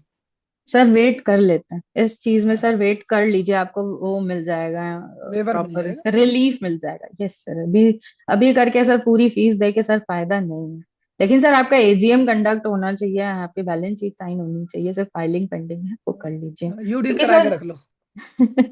सर वो सर ठीक है ना। दो, क्योंकि नहीं सर मेरे पास ऐसे, मेरे सामने मेरे पास भी ऐसी कंपनी है, मेरी एक कंपनी है, उनका 23-24 का नहीं है, लेकिन उनकी बैलेंस शीट बनी रखी है, सब कुछ फाइल है, यूडिन वुडिन तो सब कुछ प्रॉपर, सिर्फ आरओसी की फाइल उनसे मिस हो गई थी, तो वो मुझे भी अभी करनी होगी उनकी ला करके। तो ऐसे हो जाएगा सर। जी प्लीज प्लीज मैम। हाँ। अब सर प्रोसेस जैसे कंपाउंडिंग का है, मैंने सारा कुछ आपको जितना समराइज्ड वे में बता दिया। आप जीएनएल में प्रॉपर एप्लीकेशन डालिए, प्रॉपर पिटिशन एप्लीकेशन बनती है इसकी, वो सारा कुछ डालिए। आरओसी फिर उसको प्रॉपर डिटरमाइन करेगा कि कहाँ जाएगा, आपका आरडी के पास जाएगा, एनसीएलटी के पास जाएगा, वो फर्दर जाएगा आपका हियरिंग में जाएगा, इधर ही एक दो एक हियरिंग लगेगी, आपके ऑर्डर आ गया आपका, तो आप उसको पे करिए विद इन 7 डेज में, और फिर आपका ऑर्डर निकलेगा, वो ऑर्डर को आप INC 28 में फाइल कर दीजिए। जितना सिंपल है उतना सिंपल है नहीं, इसमें बहुत सारे स्टेप्स हैं, मैंने आप लोगों के लिए समराइज किया इस चीज को, कि आप लोगों को एक ओवरव्यू तब भी मिल जाए, वरना इसका तो पूरा एक अपने आप में छोटा सा एक सेमिनार तब भी बन जाएगा, वेबिनार हो जाएगा। तो अब नेक्स्ट जैसे आप कंपाउंडिंग कर लो, उसके बाद जो आपका ये टाइमलाइन जैसे है कि आरओसी 1-2 महीने लेता है एप्लीकेशन लेने के लिए, एप्लीकेशन प्रोसेस करता है, 1-2 महीने उनका ऑर्डर इशू हो जाता है, और INC 28 इसमें विद इन 7 डेज में आप फाइल करो, पेनल्टी 15 डेज, जैसे इंटीमेशन, पहले आपको इंटीमेशन आएगा, आप इंटीमेशन आके आपको जैसे ही पेनल्टी आती है, आप 15 डेज में आपको पे करनी होती है, कि इतनी फीस आई है आपकी, इतना कंपाउंडिंग के बाद बच के आप कितना दो, आप गेट, आप उसको वेव ऑफ कर दोगे और फाइलिंग आप कर पाओगे प्रॉपर। तो आप उसको दिन 15 डेज में पे करो, और आरओसी का ऑर्डर निकलवाओ, और INC 28 में उसको फाइल कर दो। अब इम्पोर्टेंट पॉइंट क्या है, petition must be filed by company and defaulting directors, जिनका डिफॉल्ट हुआ है वो करें, all documents should be signed and verified होने चाहिए, सारे डायरेक्टर सारी चीजों पे साइन करेंगे, ये नहीं कि कोई एक डायरेक्टर छूट जा रहा है, वैसी चीजें नहीं होंगी। एफिडेविट और ये सारी चीजें भी आप करिए, फॉल्स पिटिशन मत करिएगा, जितना हो सके करेक्ट और एकदम एक्यूरेट लगाइएगा। रेस्ट्रिक्शंस क्या है कंपाउंडिंग में, एक बार जैसे कंपाउंडिंग हो जाती है, तो आप सिमिलर ऑफेंस के लिए 3 साल तक कंपाउंडिंग नहीं कर सकते हो। अब आप सपोज आपने एक बार तो कंपाउंडिंग करा ली, बट आपने फिर उसको वो चीज नहीं, आप दोबारा उसको विद इन 3 ईयर्स में फिर से कंपाउंडिंग के लिए नहीं जा सकते। और कोई इन्वेस्टिगेशन कंपनी के अगेंस्ट नहीं होनी चाहिए। तो आपका ये कंपाउंडिंग हो जाएगा। अब सारी चीजें, अगर किसी के कोई जनरल क्वेश्चंस हैं तो आप प्लीज अब पूछ लीजिए, बिकॉज मेरे को जितना समझ में आया था समराइज्ड वे में, जितना मुझे लगा कि सीसीएफएस के लिए नॉलेज होनी चाहिए लोगों को ताकि वो अपना काम कर सकें और क्लाइंट्स ले सकें, मैंने डिलीवर किया। अब कोई जनरल क्वेश्चंस है तो प्लीज आप लोग अपने पूछिए और बताइए मुझे भी। हाँ जी, किसी के कोई क्वेश्चन है तो अनम्यूट कर दीजिए। टीम से मेरी रिक्वेस्ट है सबको अनम्यूट कर दे। आरओसी अपडेट कराना इज मैंडेटरी और is automatic from ROC side, previously under Kanpur ROC and now under Noida ROC. नहीं, ये जरूरी नहीं है कराना वो ऑटोमेटिक, क्योंकि वो जो आरओसीज इनके इतने सारे बन के आए ना, मेरे भी कंपनियों के हुए, वो ऑटोमेटिक उन्होंने अपना पिक कर लिया कि कौन सा कानपुर में जा रहा है, कौन सा नोएडा में जा रहा है। अब इधर सर मेरे सामने प्रैक्टिकल सिचुएशंस ये आ रहे हैं कि लोग आरओसी चेंज करना चाह रहे हैं। वो बोल रहे, क्लाइंट बोल रहा जी मेरा तो दिल्ली में ही ऑफिस है, हम तो यहाँ से वहां हो गए, आप हमारा स्टेट नहीं चेंज हो रहा है तो आप अब हम अपना एड्रेस चेंज कर दीजिए। तो आप उनको एडवाइस करिए कि वो एड्रेस चेंज जैसे नहीं कर सकते। जैसे ही आपका आरओसी का चेंज वाला आएगा, ये एड्रेस चेंज वाला आएगा एक आरओसी से दूसरे आरओसी, इसके प्रोसेस बढ़ जाएंगे। आपको एडवर्टीजमेंट करानी पड़ेगी, आपको वो सारे प्रोसेस आरडी के पास एप्लीकेशन जानी पड़ेगी, आपको लेजनिंग करनी पड़ेगी, जिसमें लाख 1.5 लाख तक का खर्चा आ जा रहा है। ये आरओसी जो इन्होंने बाइफरकेट किया ना, इस तरीके से बहुत कॉमन प्रॉब्लम आ रही है। मेरे सामने भी प्रैक्टिकल में ये बहुत दिक्कत आ रही है। अगर मैं इसे शॉर्ट में बोलूं, पहले मेरा ऑफिस लक्ष्मी नगर था और हाँ आरओसी एक ही थी। ठीक है, हाँ उत्तम नगर हाँ, होता तो भी आरओसी एक ही थी। एक ही होती है। अब मैं लेट सपोज लक्ष्मी नगर से उत्तम नगर अपना ऑफिस चेंज कराना चाह रहा हूँ, तो और मेरी हाँ आरओसी 1 से आरओसी सेकंड हो रही है। ठीक है हाँ ना? आरओसी हाँ, 1 से आरओसी सेकंड हो रही है, तो इस केस में मुझे आरओसी चेंज करानी पड़ेगी, right? Right sir. Even sir और अभी मेरे रिसेंट में एक केस था, लक्ष्मी नगर से वो साउथ दिल्ली जा रहे थे, तो उधर हाँ पे भी दिल्ली 2 आ रहा था, दिल्ली 1 से। हाँ, तो वो दिक्कत आती है, आप नहीं करा सकते हो। या तो आप रजिस्टर्ड ऑफिस सेम रखो, वो ऑफिस को मेंटेन रखो, एडवाइजेबल है। और अपना कॉर्पोरेट ऑफिस, उसको जो आप नया कर रहे हो उसको कॉर्पोरेट ऑफिस ले लो, इस ये भी एक तरीका है। और नहीं तो अगर आपको प्रॉपर ही पूरा ही चेंज कराना है तो तो फिर लाख उसका 1.5 लाख का प्रोसेस। खर्चा आ जाएगा। यस बहुत सर, यस सर, इस तरीके से बहुत बढ़िया। खर्चा आ रहा है। और कोई क्वेश्चंस हैं किसी के तो और प्लीज। किसी का क्वेश्चन बताओ, अगर है तो। मैडम ने बहुत अच्छे तरीके से हमारे को ये बता दिया, 1.5 घंटे में तुम्हें पता लग गया होगा 1.5 लाख रुपए कैसे कमा सकते हो। मुझे तो बहुत सारी नॉलेज, मेरे को डोरमेंट कंपनी के बारे में नहीं पता था। ठीक है ना, कि डोरमेंट कंपनी क्या होती है, मुझे वो पता लग गया। स्ट्राइक ऑफ थोड़ा बहुत मुझे पता था, मैंने एक दो कंपनी स्ट्राइक ऑफ भी पहले करी है। पहले हम्म जब मैं 2014 में प्रैक्टिस में आया था मैडम, मैं आपको क्या बताऊं, तो मेरे हम्म पास काम था नहीं। तो मैं अपने हम्म कार्ड पे सीए सीएस सब लिखवाता था। और मैं हम्म था भी, तो मैं लिखवाता था, तो मेरे को ना हम्म कंपनी का काम आता था। ठीक है ना? मैंने, इवन तो आप बिलीव नहीं करोगे, मैंने कुछ सीए मुझे आरओसी का काम देते थे। ठीक है ना? लेकिन एक दिन क्या हुआ, आरओसी की साइट नहीं चली लास्ट डेट पे। ठीक है ना? और 11:59 तक मैं अपने ऑफिस बैठा रहा और नहीं चली। और मेरे उस टाइम पे 10-15 फॉर्म्स डिले हुए। ठीक हम्म है ना? और हम्म मेरे को लेट फीस लगी बहुत हैवी। उस दिन के बाद मैंने उस काम को छोड़ दिया। फिर मैंने कहा मैं जीएसटी पढ़ाऊंगा भाई। ठीक है ना? मैं जीएसटी पढ़ाऊंगा, मैं आरओसी वारओसी नहीं करूंगा। फिर मैंने अपनी कंपनी का भी छोड़ दिया, मैं बाहर कराने लगा। लेकिन बाद में थोड़ी सी एक क्या समस्या हुई, इसे अदरवाइज मत लीजिएगा मैम। इसमें क्या होता है कि कुछ कंपनी सेक्रेटरी क्या करते हैं, वो ओवर काम उठा लेते हैं। ठीक है ना? हाँ अब उन्होंने क्या है, मैंने मान लो जिस कंपनी सेक्रेटरी से बात करी, क्योंकि हम सीए, हमें फीस थोड़ी सी सस्ती चाहिए होती है। ठीक है ना? हमें तो सब चीज पता ही होती है कि कैसे करना है, कितना टाइम लगेगा। तो हमने क्या करा, मान लो किसी सीएस से अप्रोच करा और उसे भेज दिया। अब उसे क्या करना पड़ रहा है, फॉलो अप करना पड़ रहा है। भैया फॉर्म फाइल हो गए, भैया हो गए फाइल, भैया ये डॉक्यूमेंट तो गलत बना दिया, इस पे ये लिख दो। अगर हम चेक कर रहे हैं तो, अगर चेक ही नहीं हम्म कर रहे, तो मैंने अपनी टीम को बोला, मैंने कहा जितनी देर में तुम सामने वाले से फॉलो अप कर रहे हो, और एक माइंड में रिस्क भी चल रहा है क्योंकि उस पर भी वर्कलोड है। वो कह रहा जी कर देंगे साइट चली तो। मैंने कहा यार, इतनी देर में अगर हम पहले से ही खुद कर ले, ठीक है ना, अगर हम पहले से ही खुद कर ले और अपने ऑफिस से कर ले। देखो मेरा मानना क्या है, या तो कंपनी सेक्रेटरी ऐसा हो जो मतलब कि आपसे फीस भी ठीक ले और काम भी आपका डिट्टो करके दे। अगर तुम कंपनी सेक्रेटरी को बोर्ड रेजोल्यूशन में गलतियां निकाल रहे हो, आप उसकी डायरेक्टर रिपोर्ट्स में गलतियां निकाल रहे हो, क्योंकि वो कॉपी पेस्ट कराया जा रहा है अपने ऑफिस में। ठीक है, तो मेरे हिसाब से एक सीए भी कर सकता है। अदरवाइज मेरा मानना ये है, अगर कंपनी सेक्रेटरी अच्छा है, मेरे को मेरी लाइफ के अंदर मतलब 10 कंपनी सेक्रेटरी से मेरा पाला पड़ा होगा, काम करे होंगे, उसमें से मैडम मुझे 2-3 ही ठीक लगे। अगर मैं शिद्दत से बात करूं, वो क्या कहते हैं कि सर हम पैसे कम नहीं लेंगे, ठीक है ना, हम 500 रुपये फॉर्म नहीं लेंगे, हम मान लो 2,000 रुपये फॉर्म लेंगे, लेकिन 2,000 रुपये फॉर्म लेने के बाद ना आपकी टेंशन खत्म है। जो 500 रुपये फॉर्म ले रहा है, वो सिर्फ सिग्नेचर लगा रहा है, फॉर्म पूरा तुमसे ही भरवा रहा है एक तरीके से, ठीक है। बिल्कुल सर। सर ये चीज मैंने भी देखी है मेरी प्रैक्टिकल सिचुएशन में। सर मेरे पास भी बहुत सी है, जैसा आपने क्वेश्चन रेज किया, मेरे पास और एक और सिमिलर सीए थे, वो भी आए। वो बोल रहे हैं कि उनका भी, वो जिनको दे रहे हैं आउटसोर्स कर रहे हैं, वो भी ऐसे ही सस्ते में, वो सीएस क्या कर रहे हैं, वो बल्क में उठा रहे हैं, क्योंकि सर उनका, उनको भी खर्चा पानी निकालना है अपना उनको भी अपना घर चलाना है कहीं ना कहीं। हाँ तो हाँ वो बल्क में उठा रहे हैं उन चीजों को। अब वो कुछ भी कर रहे हैं, लास्ट मोमेंट कर रहे हैं, कभी कुछ कर रहे हैं, कभी कुछ कर रहे हैं। वहीं जहाँ थोड़ी सी फीस नॉमिनल होती है सर, कि भाई उनका भी चल जाए और सबका भी हो जाए, तो वो सर उधर पे पर्सनलाइज थोड़ा बहुत देखते हैं, वो देखते हैं, करते हैं बोर्ड रिपोर्ट्स एंड ऑल, वो सारी चीजें भी करते हैं। जैसे आप बोल रहे हो, ऐसी गलतियां नहीं निकलती हैं मोस्ट ऑफ द टाइम। और सर गलतियां करने का भी एक रीजन भी होता है।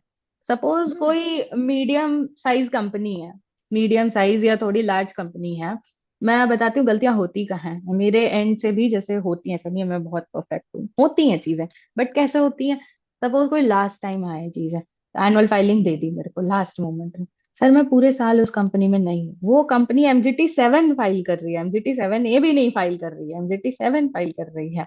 उस कंपनी में अपना खुद का CS होना चाहिए, जिस तरीके से उधर काम चल रहा है, ठीक है, वो उधर खुद का अपना सीए होना चाहिए, CS होना चाहिए। लेकिन वो लास्ट मोमेंट पे आउटसोर्स करा रहे हैं सीए को, सीए भी आउटसोर्स करा रहा है CS को। लास्ट मोमेंट पे सर आप बैक डेटेड बोर्ड मीटिंग्स निकाल रहे हो बैठ के, ठीक है। फिर वो चीजें गई, डायरेक्टर रिपोर्ट आपका गया उधर साइन होने के लिए, उन्होंने उधर चेक करा, ऑब्वियसली वो सर पूरे साल देख रहे हैं उन चीजों को, उनको ज्यादा पता है कि ये बोर्ड मीटिंग इस दिन भी कंडक्ट हुई है, ये इधर डेट नहीं आई है। सर वो लास्ट मोमेंट पे CS कैसे करेगी, आप बताइए। मैडम मैं एक चीज और भी बता दूं, ये सीएस की बात नहीं कर रहा, मेरी हाँ। अपनी कंपनी के मुझे ऑडिट कराने होते हैं, ठीक है हम्म। ना। आप हम्म। इवन समझो मैं पिछले 5-6 सालों में मल्टीपल हम्म। सीए चेंज कर चुका हूँ। हम्म। मैंने डेटा दिया, उन्होंने बैलेंस शीट दे दी, मैं भाई ये देख तो लो, ये तो गलती है। सर सिर्फ मैं डेटा देने से नहीं होता, ऐसे मतलब होता है कि डेटा, लेकिन सर उसको प्रॉपर वैलिडेट, फैक्ट चेक सब कुछ मैं करना मैं पड़ता है एक मैं सीएस वही को। तो बता रहा हूँ कि बहुत क्या। सीए भी, हाँ। आप में मेरा मानना क्या है, कई लोग मुझे कहते हैं यार तुम्हारा काम धंधा कैसे चलता है, या तुम मतलब कि इतने टाइम के बाद भी मार्केट में हो, जीएसटी में भी। मैं मतलब मैं इस चीज का बड़ा प्राउड करता हूँ सागर अरोड़ा जी, मैंने 2016 से जीएसटी पढ़ाना शुरू करा, अब 2026 आ गया, मैं 10 साल से मार्केट में हूँ, ठीक है ना। और मेरी मतलब ठीक ठाक है, मेरा कोई डैमेज नहीं हुआ। मैंने 6 साल से मैगजीन बना रहा हूँ, 6 साल मेरे कंप्लीट हो गए, 6 साल से मेरा वो प्रोडक्ट चल रहा है।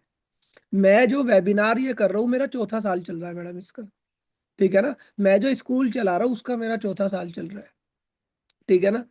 इवन दो मैंने जितनी भी चीजें करी, मैं क्वेरी मेंबरशिप चलाता हूँ, वो भी मैं पिछले 5-6 सालों से चला रहा हूँ, ठीक है। ऑल दो वो कम हो गया है, क्योंकि वो मैंने जानबूझ के ही कम करा है, ठीक है। मैं प्रोफेशनल वर्क कर रहा हूँ, इतने टाइम से कर रहा हूँ मैं प्रोफेशनल वर्क। मैंने सिर्फ अपनी एक सर्विस डिसकंटिन्यू करा, आप लोगों को पता होगा वो सर्विस कौन सी है जिसे मैंने डिसकंटिन्यू करा, वो मेरी है फ्लायर सर्विस, ठीक है ना। वो मेरी है फ्लायर सर्विस, और फ्लायर सर्विस मैंने खुद डिसकंटिन्यू करी मैडम। वो मैंने डिसकंटिन्यू क्यों करी, क्योंकि मुझे ये लग गया था कि हम जो मार्केट में टॉप लीडर बैठे हैं, हम उसके बराबर वो सर्विस नहीं दे पा रहे, और ना ही दे सकते। टॉप लीडर्स के बराबर ना वो सर्विस दे सकते नियर फ्यूचर में, तो हम अभी इसे टेम्परेरी क्लोज करते हैं।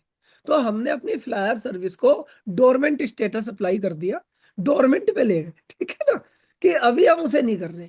तो मेरा मानना ये है कि आज के टाइम में कोई भी कंपनी सेक्रेटरी, कोई भी चार्टर्ड अकाउंटेंट, कोई भी एडवोकेट, कोई भी अकाउंटेंट अगर ईमानदारी से काम कर लेगा, हम्म। प्लस में रेस्पॉन्सिबिलिटी से काम कर लेगा, ईमानदारी से काम कर लेगा, दूसरा रेस्पॉन्सिबिलिटी से काम कर लेगा, तीसरा तमीज से काम कर लेगा, बदतमीजी नहीं करेगा, तो उसके पास काम है, ठीक है ना। यस। जो ये तीनों चीजें छोड़ देगा, आप बिलीव करो, मेरे क्लाइंटों को कई लोग मुझसे कहते हैं तुम्हारी फीस ज्यादा क्यों है। मैं उनसे ये कहता हूं कि मैं हमेशा अप्रोचेबल हो। आपको कभी ये नहीं मिलेगा कि कपिल सर को काम दे दिया और कपिल सर ने फोन ही नहीं उठा रहे। अगर मैं फोन नहीं उठाऊंगा मेरी वाइफ उठाएगी, मेरी वाइफ नहीं उठाएगी मेरी टीम उठाएगी। तो हमारा फोन ऑलवेज उठता है। अभी जो हम सर्विस कंपनी में है, ये सारे लोग जितने भी हमारी ऑडियंस है, आज संडे है, टॉपिक भी इतना कॉमन टॉपिक नहीं था, फिर भी 50 लोग हमने जोड़े, क्योंकि उन्हें पता है कि अगर कपिल जैन ने इस वेबिनार के 99 रुपए लिए, 199 रुपए लिए, और अगर हमने ये 50% वेबिनार अटेंड कर लिया, 70% वेबिनार अटेंड कर लिया, वीडियो ऑन करके कर लिया, तो वो पैसे वसूल हो जाएंगे। बिल्कुल सर। तो आपको हमेशा क्या करना है, ठीक है ना, आपको हमेशा अपनी इन चीजों को, थोड़ा सा मेरा मानना ये है कि प्रो रहना है। जैसा मैडम ने बताया, ये सेशन मैं चाहता मैं अप्रैल में भी कर सकता। आप इस चीज को अप्रिशिएट करो कि ये इस स्कीम पे केजे क्लासेस ने पहला सेशन करा है। आपको किसी चार्टर्ड अकाउंटेंट फोरम पे, ठीक है ना, किसी चार्टर्ड अकाउंटेंट फोरम पे, किसी एडवोकेट फोरम पे, कहीं पर अभी तक ये सेशन नहीं मिला होगा देखने को। एग्री कर रहे हो इस बात से? सर इस बात से मैं अग्री कर रही हूँ, क्योंकि मैंने भी जैसे देखा, कहीं कुछ भी नहीं है, कोई अभी इस टॉपिक पे बारे में डिस्कस नहीं कर रहा। हाँ, आर्टिकल्स निकल रहे हैं, बट उस चीज को डिस्कशन में नहीं आ रहा है। ये हमारा हाँ, शायद पहला इंडिया में, ऑलमोस्ट आप समझ लो एक क्योंकि कॉमन उसका इससे लोगों के उसका साथ रीजन ये है करके। कि मुझे पता है कि एक महीने में, एक हम्म। महीने के अंदर तुम्हारे को क्या तैयारियां करनी है। यस। अगर आपने 10 कंपनी भी निकाल ली, 5 भी निकाल ली, आपकी फीस हो गई। ठीक है ना, मैं आपको मेल दिखाऊंगा जहां पर मैंने ये चीज बोली है। मैडम, एक किसी का क्वेश्चन है, क्लोज 5 पूछ रहा है सर्कुलर की। यस। यस सर, मैं वो स्कीम ही निकाल रही थी, क्लॉज 5 आई कोई गेस बात नहीं, की। एक बार निकाल लेते हैं, ठीक है ना। हम्म। और हम्म। किसी का तब तक कोई क्वेश्चन हो तो बताओ।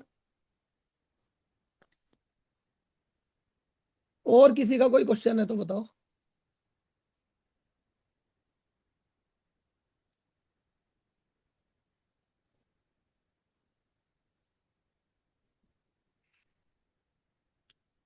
जैसा मैं ये सर्कुलर देख पा रही हूँ, क्लॉज 5, मुझे यही वाली चीज दिख रही है, detail of the scheme as under, जो हम लोगों ने डिस्कस किया पूरा प्रपोजल।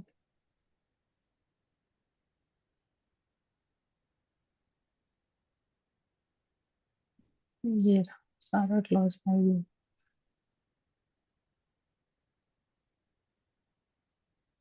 सर आप यही पूछ रहे हैं जयप्रकाश जी, क्लॉज 5 आई गेस।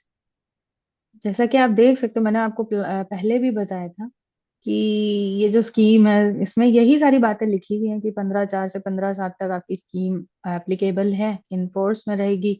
कोई फॉर्म जो आपके रेलेवेंट ई फॉर्म्स आपको दिख रहे हैं, वो सारे आपके ये रहे: MGT 77A, AOC 4, AOC 4, NBFC इंडेस और CFS इंडेस वाली फॉर्म्स, और XBRL ADT 1, जैसे मैंने आपको बताया था, FC 3, FC 4।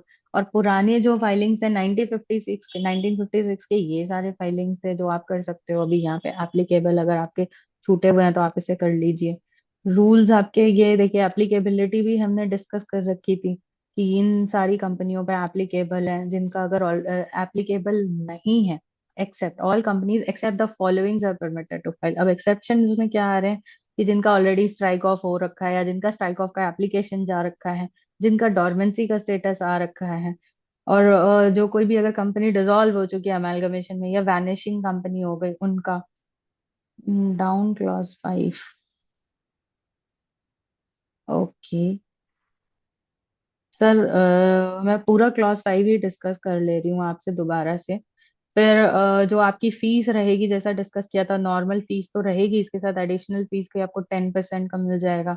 और डॉर्मेंसी का जो आपका स्टेटस है, उसमें आपको हाफ की फीस देनी पड़ेगी MSc 1 फाइल करने पे। और STK 2 फाइल करने पे आपको 25% की जो इम्यूनिटी है, वो सॉरी वेवर है, वो मिल जाएगा। अब इम्यूनिटी इसमें क्या है, जैसे हमने बताया था, आपको पेनल्टी नहीं लगेगी आप पे। जो आपको फ्यूचर में जो पेनल्टीज आ सकती हैं, वो आपको नहीं लगेंगी। और अगर कोई एडजुडिकेशन का नोटिस, अगर ये जैसे इधर पे लिखा, prior to the issuance of the notice by adjudicating officer, अगर कोई नोटिस अभी ना आए, अगर आ जाता है तो आपको वो अभी पे करना पड़ेगा विद इन 30 डेज के अंदर। बट अगर उस टाइम पे आ जाता है तो उसकी भी आपको मिल सकता है, और पेनल्टी आपको नहीं लगेगी फ्यूचर में कोई भी। ये सारी पूरी चीजें डिस्कस कर रखी हैं। क्लियर हो गया जयप्रकाश जी? अब मैडम एक बार मैं अपनी स्क्रीन भी दिखाना चाहूंगा अगर आपका कंप्लीट हुआ है। Yes, yes sir please sir. अब ये देखो, ये मैं अपनी स्क्रीन दिखा रहा हूँ, ठीक है ना? और इसके इस पे डेट देखो, आपको डेट दिख रही है मेल की? मेरी डेट क्या है? मैंने कब मेल करी है? मैंने मेल करी है 29 अगस्त 2014 को। यस और ये आप उठा के देख लेना, उस टाइम पर कंपनी की एमनेस्टी स्कीम आई थी। और मैंने प्रैक्टिस स्टार्ट करी थी 16 अगस्त 2014 को। 15 अगस्त को मैंने जॉब छोड़ दी थी, आजाद हो गया था मैं, ठीक है ना? और फिर मैंने 16 अगस्त 2014 को प्रैक्टिस स्टार्ट करी। और उस टाइम पर मैं कैसे काम करता था मैडम, मैं ये सर, आपको बताना प्लीज चाह रहा हूँ। सर। सर मैं जानना चाहूंगी आपने, क्योंकि सर मैंने पहले नहीं किया, ये मेरा भी पहला बार होगा ये फाइलिंग का। तो मैंने मैंने आप समझो 16 अगस्त को मैंने जॉब छोड़ी, हम्म एमनेस्टी स्कीम आ गई, मैंने सेशन अटेंड करा। मैं आपको स्लिप दिखा सकता हूँ, वो सेशन की स्लिप मेरे पास है, ठीक है? 600 रुपए पे करे मैंने उस सेशन के उस टाइम पर। और दिल्ली, यहाँ लक्ष्मी नगर में मेरा ऑफिस था, और मैंने द्वारका में जाके सेशन अटेंड करा, जिसमें 2 घंटे मुझे जाने के लगे, ठीक है ना?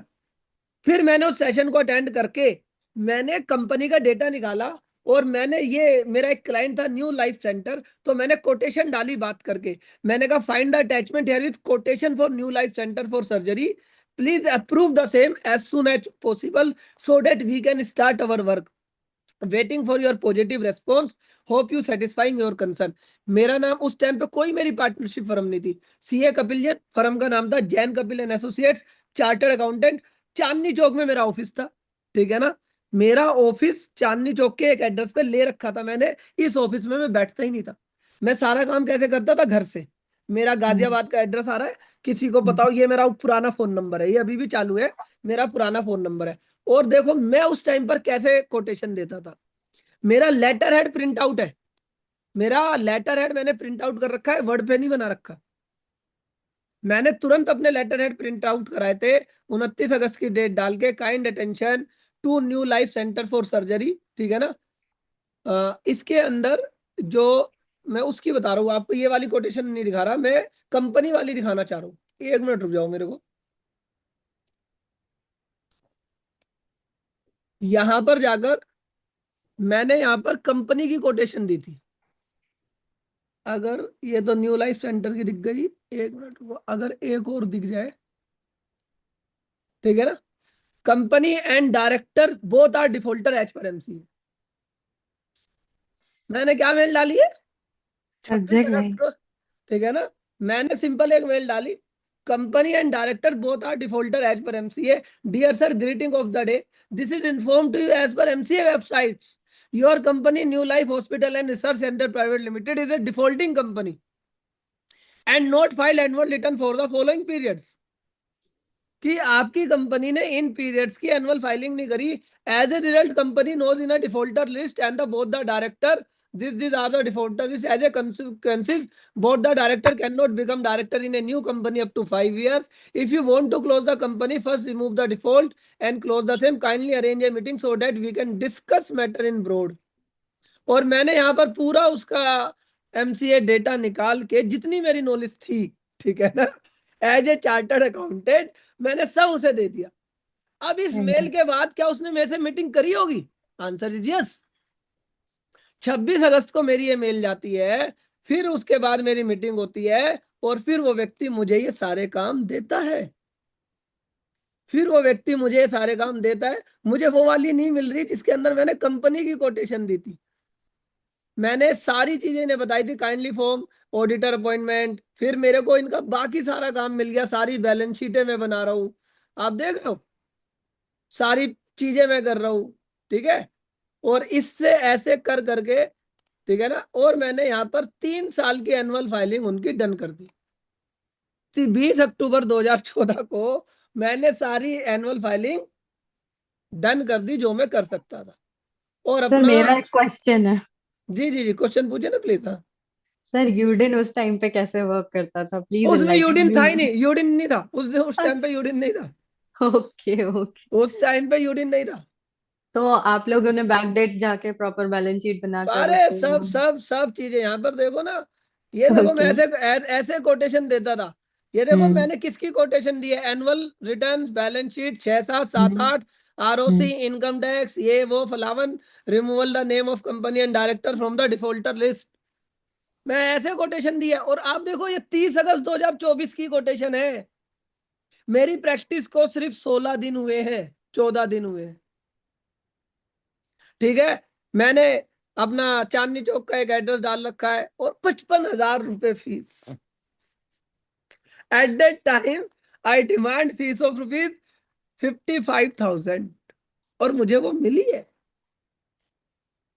ठीक है ना। ऐसे ही प्रैक्टिस शुरू नहीं हुई, ठीक है। तो 55,000 रुपए मैंने फीस लेकर, ठीक है, फिर और देखो, फिर मैंने बाकी कामों की भी quotation they the, supervision of account, TDS return, statutory audit. कितने लोग करते हो तुम ऐसे काम? कितने लोग तुम ऐसे काम करते हो? नहीं करते भाई। ये देखो, 70,000 रुपए साल का क्लाइंट ले लिया मैंने, ठीक है ना, टुकड़ों में बता बता के उसे कि भाई साहब ये करेंगे, ये करेंगे, ये करेंगे, ये करेंगे। तो आजकल के जो लोग हैं जो प्रैक्टिस कर रहे हैं, मुझे नहीं पता भाई साहब कैसे करते हैं, पर मैं ऐसे करता था, ठीक है ना। मैं ऐसे करता था, मेरी वाइफ को मेरे से बड़ी शिकायत रहती है आज। कहते हैं यार, जैसे तुम प्रैक्टिस 2014 में करते थे, ऐसी क्यों नहीं करते अब, ठीक है ना। जैसी 2014 में करते थे, अब ऐसी क्यों नहीं करते। मैंने कहा तुम करो, अब तो मैं टीचिंग करता हूँ, और टीचिंग अपनी अपने आज भी मैं अपने स्टाइल में, अपने लेवल पे मुझे लगता है मैं अच्छी करता हूँ। तो मेरा आपको सिर्फ इसे दिखाने का, ये मोटिवेशन देने का पर्पस था कि आप ये चीजें कर सकते हैं। आपको मैंने पूरा तरीका बताया, ठीक है ना। मैंने आपको सैंपल बताया। आप 2014 उठा के देखो, अगस्त उठा के देखो, ठीक है ना। तो कभी भी एक seminar can change your life, एक webinar can change your life. अगर उस टाइम पे मुझे ये क्लाइंट ना मिलता, उस टाइम पे अगर मेरे को 2 टैक्स ऑडिट ना मिलते, तो मैं हो सकता है 2 महीने बाद ही जॉब में चला जाता। लेकिन उस काम ने, इस एमनेस्टी स्कीम ने, मैं बड़ा शुक्रगुजार हूँ इस एमनेस्टी स्कीम का जो ये अगस्त 14 में आई थी, कि भाई तूने मेरे को जिंदा रखा, कि मैं प्रैक्टिस 4-5 महीने चला पाया। और 5-6 महीने प्रैक्टिस चलाने के बाद मुझे समझ आ गया कि भाई साहब यहाँ से बड़ा आदमी बन सकते हैं, ठीक है ना। मैडम अपना कॉन्टैक्ट नंबर दे दो और ईमेल आईडी दे दो, ठीक है ना। बिल्कुल सर, मैंने मेरी स्क्रीन शेयर कर दी है, और सर मेरी एक छोटी सी वेबसाइट भी है जहाँ मैं ये सारा कुछ डाल दूंगी। हम मिल के एक वेबसाइट चलाते हैं, मैं और मेरे हस्बैंड, तो जो भी मेरे बहुत बढ़िया। ब्लॉग्स एंड ऑल हैं वो सारे हम्म। कुछ यहीं आपको मिल जाएंगे। इवन मैंने पुराने भी जो वेबिनार्स लिए हैं वो भी आपको यहीं मिल जाएंगे, और नए भी जो भी पीपीटीज हैं वो यहीं आ जाएंगे। और हाँ, ये तो मेरा मैडम कॉन्टैक्ट। ने वहां पे लगा रखा होगा कि पीपीटी डाउनलोड करोगे ना, डिटेल पहुंच जाएगी आपकी, ठीक है ना। है ना, तो बिल्कुल बिल्कुल। हाँ, तो इसलिए मैडम ना पीपीटी तुम वहीं से डाउनलोड करना, ठीक है ना। मैं मैडम मेरे को शेयर नहीं कर रही, कभी तुम मेरे से मांगते रहो कि पीपीटी दे दो, पीपीटी दे दो, ठीक है ना। मैडम ने अपनी वेबसाइट दे दी, नंबर दे दिया। अगर किसी को पीपीटी ना मिले सेशन के बाद, मुझे नहीं कहेगा कोई भी, ठीक है ना, सर मैडम को अब कहेगा। आज ही अपडेट कर दूंगी वहां जाके हाँ, नहीं कि अरे सबको मैडम, विजिबल हो जाए। आप नहीं समझते, ये लोग मेरी रेल बना देते हैं। अभी हमारे एक स्पीकर आए थे, उनकी एक पीपीटी थी, ठीक है ना। हम्म अब हम्म। भाई साहब मैंने उन्हें कहा, उन्होंने कहा कि हम दे देंगे, ठीक है। मैंने कहा जी ठीक है। मैंने उन्हें एक बार पूछा, मैं दे दो भैया। वो कह रहे सर देता हूँ मैं, ठीक है ना। बच्चा मेरे से पूछा, मैंने नंबर दे दिया सबको।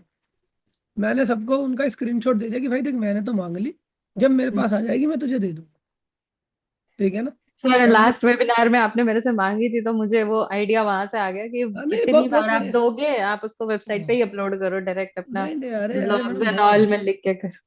बहुत बढ़िया है मैडम, बहुत बढ़िया। मैंने बताया तो, क्योंकि वहां पे इंफॉर्मेशन भी जाएगी तुम्हारी, मैडम पे भी कुछ रिकॉर्ड हो जाएगा।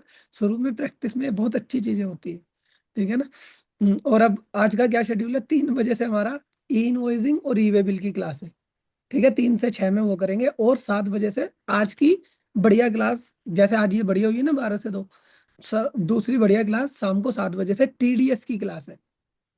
1 अप्रैल 2026 से क्या टीडीएस के रेट रहेंगे, क्या सेक्शन रहेंगे, कैसे भरोगे फॉर्म, सारी चीजें वो हम डिस्कस करेंगे आज की क्लास में।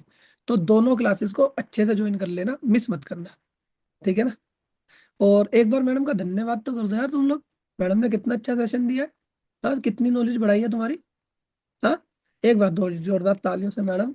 मैं तहे दिल से आपका धन्यवाद करता हूँ, ठीक है ना। थैंक यू सर, मुझे प्लेटफॉर्म देने के लिए। मुझे भी काफी कुछ अरे चीजें मैडम, ये आपसे आप पता चल रही, आप लोग ये सीनियर मोस्ट। ये हम आपका लोग तो प्लेटफॉर्म अभी है, मैं शुरू कोई कर रहे प्लेटफॉर्म किसी को नहीं दे रहा। दिस इज योर प्लेटफॉर्म, ठीक है ना। दिस इज योर प्लेटफॉर्म, ठीक है ना। ये कह रहे हैं कि आगे के राजन फलके जी। राजन फलके जी, तुम शायद गोवा से हो क्या, अगर मैं सही पकड़ रहा हूँ।